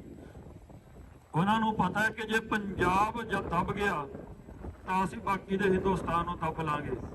ਇਹੀ ਗੱਲ ਅਸੀਂ ਕਸ਼ਮੀਰ ਦੇ ਵਿੱਚ ਜਦੋਂ ਕਸ਼ਮੀਰੀ ਬੱਚਿਆਂ ਦੇ ਨਾਲ ਤੰਗ ਕੀਤਾ ਜਾਂਦਾ ਸੀ, ਜਦੋਂ 5 ਅਗਸਤ ਤੋਂ ਬਾਅਦ ਕਸ਼ਮੀਰ ਨੂੰ ਉਹਨਾਂ ਨੇ ਤੋੜ ਕੇ ਆਪਣੇ ਨਾਲ ਮਿਲਾਇਆ, ਉਹਨਾਂ ਦਾ ਕੌਨਸਟੀਟਿਊਸ਼ਨ ਤੋੜਿਆ, ਉਹਨਾਂ ਦੀ ਸੋਵਰਨਿਟੀ ਨੂੰ ਚੈਲੰਜ ਕੀਤਾ, ਖਤਮ ਕੀਤਾ, ਉਦੋਂ ਵੀ ਉਹਨਾਂ ਦੇ ਹੱਕ ਦੇ ਵਿੱਚ ਵੀ ਸਿੱਖਾਂ ਨੇ ਖੜੇ ਹੋ ਕੇ ਆਵਾਜ਼ ਮਾਰੀ।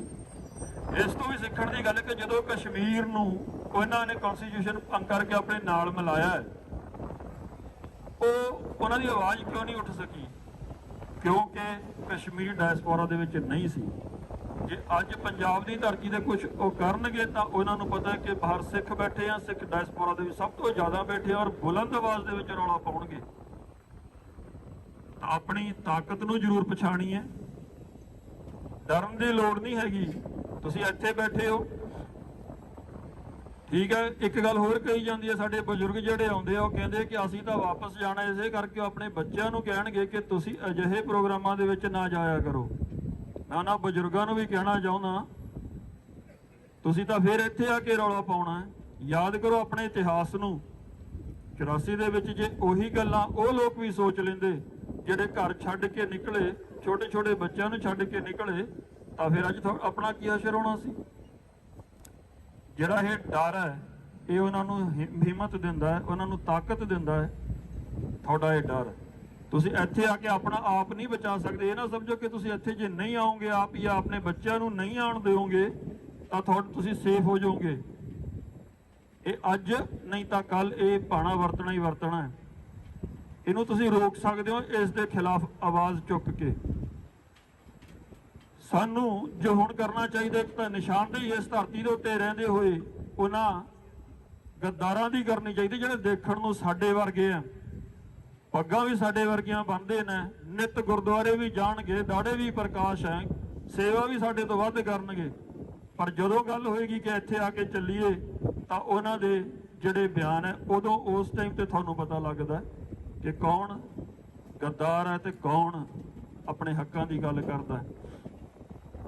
ਜੇ ਗਿਣਤੀ ਵਧਾਉਣੀ ਹੁੰਦੀ ਤਾਂ ਫਿਰ ਗੁਰੂ ਸਾਹਿਬ ਨੂੰ ਪੰਜਾਬੀ ਦੇ ਵਿੱਚ ਗੁਰੂ ਗ੍ਰੰਥ ਸਾਹਿਬ ਲਿਖਣ ਦੀ ਲੋੜ ਨਾ ਪੈਂਦੀ, ਕਿਉਂਕਿ ਜੇ ਦੇਵਨਾਗਰੀ ਜਾਂ ਸ਼ਾਹਮੁਖੀ ਦੇ ਵਿੱਚ ਜਾਂ ਫਾਰਸੀ ਦੇ ਵਿੱਚ ਗੁਰਬਾਣੀ ਉਚਾਰਨ ਕੀਤੀ ਹੁੰਦੀ ਗਿਣਤੀ ਬਹੁਤ ਜ਼ਿਆਦਾ ਹੋਣੀ ਸੀ ਪੜ੍ਹਨ ਵਾਲਿਆਂ ਦੀ। ਸੋ ਗੱਲ ਗਿਣਤੀ ਦੀ ਨਹੀਂ ਹੈ, ਗੱਲ ਹਿੰਮਤ ਦੀ ਹੈ। ਆਪਣੇ ਹੱਕਾਂ ਦੀ ਪਛਾਣ ਕਰੀਏ, ਆਪਣੇ ਹੱਕਾਂ ਲਈ ਲੜੀਏ। ਜੇਕਰ ਗਿਣਤੀ ਵਧਾਉਣੀ ਹੁੰਦੀ ਤਾਂ ਅੰਮ੍ਰਿਤ ਉਹਨਾਂ ਲੋਕਾਂ ਨੂੰ ਵੀ ਛਕਾਇਆ ਜਾ ਸਕਦਾ ਸੀ ਜਿਹੜੇ 22 ਧਾਰ ਦੇ ਰਾਜੇ ਜਦੋਂ ਸ਼ਰਤ ਰੱਖੀ ਸੀ ਉਹਨਾਂ ਨੇ ਰਵਾਲਸਰ ਦੀ ਧਰਤੀ ਦੇ ਉੱਤੇ ਕਿ ਅਸੀਂ ਅੰਮ੍ਰਿਤ ਛਕਣ ਨੂੰ ਤਿਆਰ ਹਾਂ, ਪਰ ਅਸੀਂ ਛੋਟੀਆਂ ਜਾਤਾਂ ਦੇ ਨਾਲ ਅੰਮ੍ਰਿਤ ਨਹੀਂ ਛਕਣਾ। ਇਹ ਕਹਾਣੀਆਂ ਤੁਸੀਂ ਸਾਰਿਆਂ ਨੇ ਸੁਣੀਆਂ ਹੋਈਆਂ, ਪਰ ਇਹਦੇ ਵਿੱਚੋਂ ਤੱਤ ਦੀ ਗੱਲ ਨੂੰ ਜ਼ਰੂਰ ਪਛਾਣੋ। ਉਹਨਾਂ ਨੇ ਗੁਰੂ ਸਾਹਿਬ ਨੇ ਉਸ ਟਾਈਮ ਇੱਕੋ ਹੀ ਗੱਲ ਕਹੀ ਸੀ ਕਿ ਬਈ ਨਹੀਂ, ਜੇ ਅੰਮ੍ਰਿਤ ਵੱਖਰਾ ਤਿਆਰ ਨਹੀਂ ਹੋਏਗਾ, ਜੇ ਇਹਨਾਂ ਦੇ ਨਾਲ ਛਕੋਗੇ ਤਾਂ ਹੀ ਤੁਸੀਂ ਸਿੱਖੀ ਦੇ ਵਿੱਚ ਆ ਸਕਦੇ ਹੋ। ਸੋ ਇੱਥੋਂ ਦੀ ਇੱਕ ਗੱਲ ਤਾਂ ਮੰਨ ਲਈਏ ਕਿ ਗਿਣਤੀ ਨਹੀਂ ਸਾਨੂੰ ਚਾਹੀਦੀ। ਅਸੀਂ ਜਿੰਨੇ ਹਾਂ ਇੰਨੇ ਹੀ ਇੱਥੇ ਤਬਦੀਲੀ ਕਰ ਸਕਦੇ ਹਾਂ, ਪਰ ਆਪੋ ਆਪਣੀ ਜ਼ਿੰਮੇਵਾਰੀ ਨੂੰ ਸਮਝੀਏ ਜ਼ਰੂਰ। ਕੋਈ ਵੀ ਤੁਹਾਡੇ ਚੋਂ ਘੱਟ ਨਹੀਂ। ਆਪਾਂ ਹਿਲਾ ਸਕਦੇ ਹਾਂ ਇੱਥੋਂ ਹੀ ਬੈਠੇ, ਉਹ ਜਿਹੜੇ ਉੱਪਰ ਬੈਠੇ ਆ 6ਵੀਂ ਮੰਜ਼ਿਲ ਦੇ ਉੱਤੇ, ਉਹਨਾਂ ਦੇ ਤਖਤ ਇੱਥੋਂ ਹਿਲਾ ਸਕਦੇ ਹਾਂ, ਔਰ ਹਿੱਲ ਵੀ ਗਏ ਹੋਣਗੇ।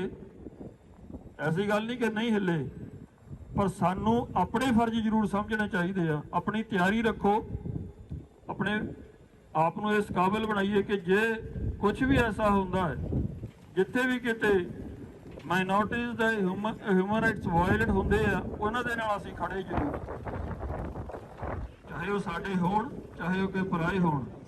ਅਸੀਂ ਕਿਸੇ ਵੀ ਧਰਮ ਦੇ ਖਿਲਾਫ ਨਹੀਂ, ਨਾ ਅਸੀਂ ਹਿੰਦੂਆਂ ਦੇ ਖਿਲਾਫ, ਪਰ ਅਸੀਂ ਹਿੰਦੂਤਵ ਦੇ ਖਿਲਾਫ ਜ਼ਰੂਰ ਹਾਂ। ਉਹ ਜਿਹੜੇ ਬਾਹਰ ਨਿਕਲ ਰਹੇ ਆ ਪਿੱਛੋਂ ਮੇਰੇ ਸਾਹਮਣੇ ਦਿਖ ਰਹੇ ਆ, ਉਹਨਾਂ ਨੂੰ ਵੀ ਇਹ ਗੱਲ ਜ਼ਰੂਰ ਸੁਣ ਲੈਣੀ ਚਾਹੀਦੀ ਹੈ ਕਿ ਅਸੀਂ ਹਿੰਦੂ ਨਹੀਂ, ਪਰ ਅਸੀਂ ਹਿੰਦੂਆਂ ਦੇ ਖਿਲਾਫ ਨਹੀਂ, ਪਰ ਅਸੀਂ ਹਿੰਦੂਤਵ ਦੇ ਖਿਲਾਫ ਡਟ ਕੇ ਖੜੇ ਹਾਂ, ਪਹਿਲੇ ਦਿਨ ਤੋਂ ਖੜੇ ਹਾਂ। ਔਰ ਗੁਰੂ ਸਾਹਿਬ ਨੇ ਵੀ ਮਜ਼ਲੂਮਾਂ ਦੇ ਉੱਤੇ ਜ਼ਬਰ ਕਰਨ ਵਾਲਿਆਂ ਦੇ ਖਿਲਾਫ ਪਹਿਲੇ ਦਿਨ ਤੋਂ ਆਵਾਜ਼ ਬੁਲੰਦ ਕੀਤੀ ਹੈ। ਚਾਹੇ ਗੁਰੂ ਨਾਨਕ ਸਾਹਿਬ ਦੀ ਬਾਣੀ ਪੜ੍ਹ ਲਓ, ਚਾਹੇ ਗੁਰੂ ਗੋਬਿੰਦ ਸਿੰਘ ਮਹਾਰਾਜ ਦੀ ਬਾਣੀ ਪੜ੍ਹ ਲਓ। ਗੱਲਾਂ ਕਹਿਣ ਨੂੰ ਤਾਂ ਬਹੁਤ ਹੈ, ਪਰ ਇਸ ਗੱਲ ਨੂੰ ਬਹੁਤਾ ਨਾ ਲਮਕਾਉਂਦੇ ਹੋਏ ਮੈਂ ਇੱਥੇ ਹੀ ਗੱਲ ਨੂੰ ਖਤਮ ਕਰਦਾ। ਤੇ ਆਪਾਂ ਇਕੱਠੇ ਜ਼ਰੂਰ ਹੋਈਏ ਤੇ ਆਪਣੇ ਵਿੱਚ ਬੈਠੇ ਹੋਏ ਜਿਹੜੇ ਲੋਕ ਡਰਾਉਂਦੇ ਆ ਸਾਨੂੰ, ਉਹਨਾਂ ਨੂੰ ਜ਼ਰੂਰ ਪਛਾਣੀਏ। ਤੇ ਖਾਸ ਕਰਕੇ ਬਜ਼ੁਰਗਾਂ ਨੂੰ ਬੇਨਤੀ ਕਰਾਂਗਾ ਜਿਹੜੇ ਆਏ ਆ ਕਿ ਜਾ ਕੇ ਆਪਣੇ ਪਰਿਵਾਰ ਵਾਲਿਆਂ ਨੂੰ ਜ਼ਰੂਰ ਲੈ ਕੇ ਆਇਆ ਕਰੋ ਅੱਗੇ ਤੋਂ, ਉਹਨਾਂ ਨੂੰ ਵੀ ਜਾ ਕੇ ਜ਼ਰੂਰ ਕਹੋ। ਅਸੀਂ ਮੰਨਦੇ ਹਾਂ ਕਿ ਕਮਾਈ ਕਰਨੀ ਵੀ ਜ਼ਰੂਰੀ ਹੈ, ਕਮਾਈ ਕਰਨ ਵਾਸਤੇ ਇਸ ਧਰਤੀ ਤੇ ਆਏ, ਪਰ ਆਪਣੇ ਹੱਕਾਂ ਦਾ ਘਾਣ ਕਰਕੇ, ਆਪਣੇ ਹੱਕਾਂ ਤੋਂ ਬੇਮੁਖ ਹੋ ਕੇ ਜੇ ਕਮਾਈ ਕੀਤੀ ਤਾਂ ਨਖਿੱਧ ਹੈ ਉਹ ਕਮਾਈ। ਔਰ ਇੱਕ ਗੱਲ ਹੋਰ ਜ਼ਰੂਰ ਸੁਣੀਏ, ਵਿੱਚ ਸਮੇਤ ਮੇਰੇ ਮੈਂ ਰੱਖ ਕੇ ਗੱਲ ਕਹਿੰਦਾ, ਅਸੀਂ ਕੋਈ ਵੀ ਅੱਜ ਆਪਣੇ ਬੱਚਿਆਂ ਨੂੰ ਨਹੀਂ ਲੈ ਕੇ ਆਏ, ਮੈਂ ਵੀ ਨਹੀਂ ਲੈ ਕੇ ਆਇਆ, ਪਰ ਦੁਸ਼ਮਣ ਤੋਂ ਤਾਰੀਫ ਕਰਨੀ ਪਏਗੀ। ਉਹ ਛੋਟੇ ਛੋਟੇ ਬੱਚਿਆਂ ਨੂੰ ਜ਼ਰੂਰ ਲੈ ਕੇ ਆਏ। ਅੱਜ ਸਾਨੂੰ ਪੜ੍ਹਾਈਆਂ ਜ਼ਰੂਰੀ ਹੋ ਲੱਗਦੀਆਂ ਕਿ ਬੱਚੇ ਨੂੰ ਪੜ੍ਹਾਈ ਕਰਵਾ ਲਈਏ, ਇੱਕ ਦਿਨ ਕਿਉਂ ਛਡਵਾਉਣਾ। ਮੈਂ ਵੀ ਇਹੀ ਸੋਚ ਕੇ ਨਹੀਂ ਲੈ ਕੇ ਆਇਆ, ਪਰ ਮੈਂ ਹੈਰਾਨ ਆ ਕਿ ਉਹ ਲੋਕ ਆਪਣੇ ਛੋਟੇ ਬੱਚਿਆਂ ਨੂੰ ਜ਼ਰੂਰ ਲੈ ਕੇ ਆਏ ਜਿਹੜੇ 75ਵਾਂ ਆਜ਼ਾਦੀ ਦਾ ਮਹਾਉਤਸਵ, ਅਖੌਤੀ ਆਜ਼ਾਦੀ ਦਾ ਮਹਾਉਤਸਵ ਮਨਾਉਣ ਵਾਸਤੇ ਆਏ ਆ। ਸੋ ਆਪਾਂ ਇਹ ਗੱਲ ਜ਼ਰੂਰ ਸਿੱਖੀਏ ਕਿ ਅੱਗੇ ਤੋਂ ਪਰਿਵਾਰਾਂ ਸਮੇਤ ਆਈਏ। ਜਿਹੜੀਆਂ ਭੈਣਾਂ ਆਈਆਂ ਨੇ ਬਹੁਤ ਧੰਨਵਾਦ ਹੈ ਉਹਨਾਂ ਦਾ ਕਿ ਉਹ ਆਈਆਂ, ਪਰ ਅਸੀਂ ਸਾਰੇ ਜਿੰਨੇ ਆਏ ਆਪਣੇ ਪਰਿਵਾਰਾਂ ਦੇ ਸਮੇਤ ਆਈਏ, ਕਿਉਂਕਿ ਪਰਿਵਾਰਾਂ ਦੇ ਆਉਣ ਦੇ ਨਾਲ ਅਸੀਂ ਇੱਕ ਮੈਸੇਜ ਇਹ ਜ਼ਰੂਰ ਕੱਢਦੇ ਹਾਂ ਕਿ ਸਾਡੀ ਆਉਣ ਵਾਲੀ ਨਸਲ ਸਾਡੇ ਤੋਂ ਬਾਅਦ ਇਹ ਆਵਾਜ਼ ਨੂੰ ਬੁਲੰਦ ਰੱਖੇਗੀ। ਸੋ ਇੰਨੀਆਂ ਬੇਨਤੀਆਂ ਕਰਦਾ ਹੋਇਆ ਤੁਹਾਡੇ ਸਾਰਿਆਂ ਤੋਂ ਖਿਮਾ ਮੰਗਦਾ। ਆਪਾਂ ਬੁਲੰਦ ਆਵਾਜ਼ ਦੇ ਵਿੱਚ ਕੁਝ ਨਾਅਰੇ ਲਾਵਾਂਗੇ, ਉਸ ਤੋਂ ਬਾਅਦ ਵੀਰ ਮਨਦੀਪ ਸਿੰਘ ਸਮਾਪਤੀ ਕਰਨਗੇ। ਵਾਹਿਗੁਰੂ ਜੀ ਕਾ ਖਾਲਸਾ, ਵਾਹਿਗੁਰੂ ਜੀ ਕੀ ਫਤਿਹ। ਬੋਲੇ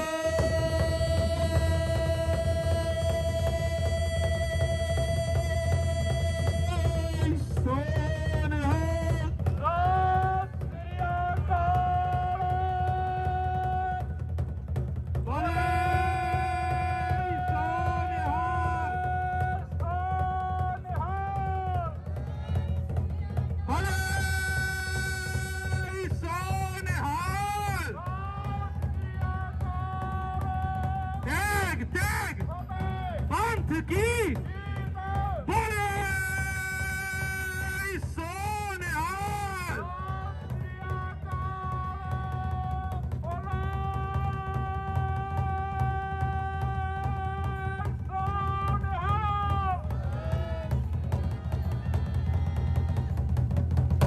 So, in conclusion, I just wanted to say thank you to everybody. But most importantly, it's important to remember, I'd like to bring your focus to that poster there that says, injustice anywhere is a threat to justice everywhere. The reason we are here today is to protest against India. We are doing this well within the UN Charter's laws, Australian law and international law. We urge the entire community to join us next time as well. And thank you everyone again for being here. Please make sure that before you go home, you have this food being served as well. And I'll also say welcome to the WAA police. Thank you very much for their efforts as well. Thank you very much for being with us.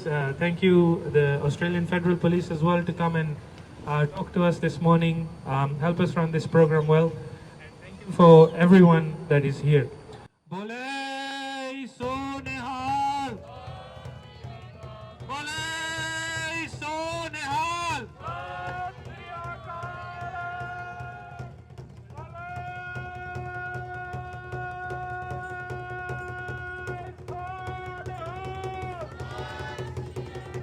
बोले सोनिहाल,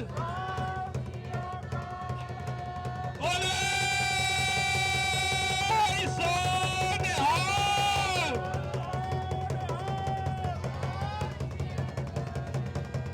Thank you so much. Waheguru ji का खालसा, वाहिगुरु जी की फतेह। Just here on 15th of August 2022, and my name is Devinder, and one of the Sikh community here, along with a few of my members. We are here just here to protest against some barbarian laws, some injustice happening in the Indian democracy, the weird system of being putting the people into the slavery, for all the capitalism which has been introduced by the Indian government. We are against here to protest against all these laws, all these fundamentals which has been actually being forced into the Indian system. It is 75th anniversary for the Indian independence, but we here completely disagree with that. We don't think like all the 100% of Indian does actually be enjoying this independence. There have been millions of people who actually been suppressed. There are millions of people who actually don't have any place to live. Apart from that, million people struggling with the food and hunger, and despite being plenty of resources, nothing has been done. It seemed like they've been purposely kept that way, just in order to have a live in the fake way of democracy, just to gain some votes. And it's one of the part of the rules. They want to rule the entire nation just because of the election and fake propaganda. We are here against their strategy to divide and rule. We are here against their strategy to spread hatred.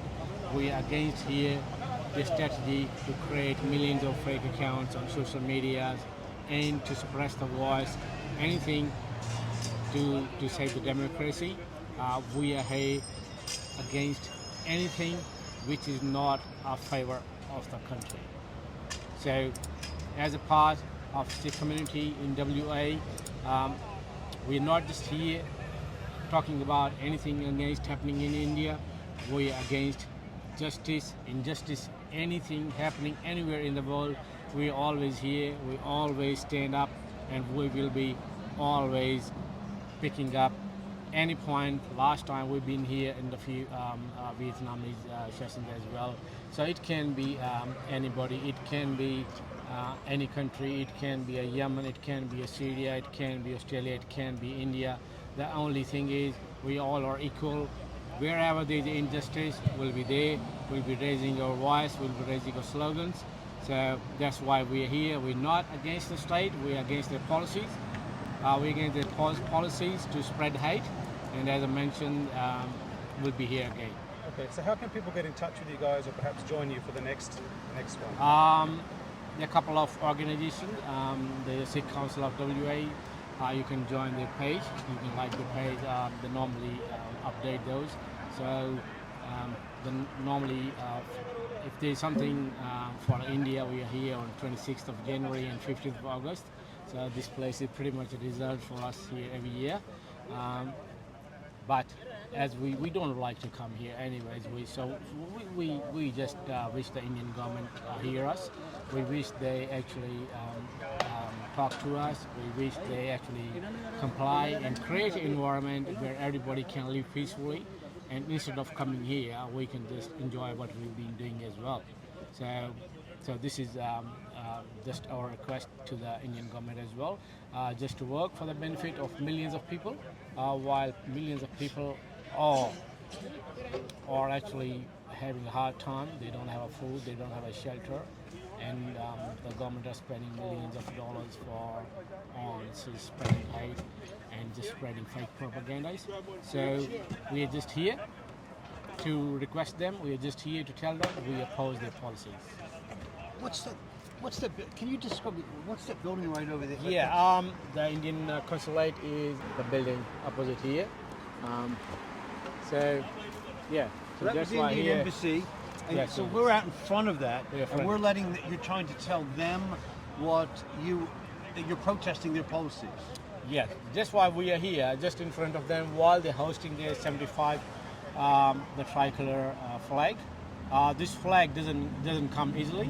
It came with a lot of bloodshed from our ancestors. So it doesn't just come as a silver spoon the way they are behaving. So we own that flag more than the people sitting in the three-piece suit over there. So that's why we feel bad what's happening back in our country. We feel bad. They're still, after 75 years, there's still millions of people living in poverty. We feel bad for a lot of martyrs who just lost their life. And while the government or Indian economy is still even going worse every single day. So we need to answer all the young generation in India. The reason we had the independence, we need to tell them the reason why we had to say no to the British power of rule, and why have we owned power, and still after 75 years, why we couldn't serve the justice to everybody. Thank you.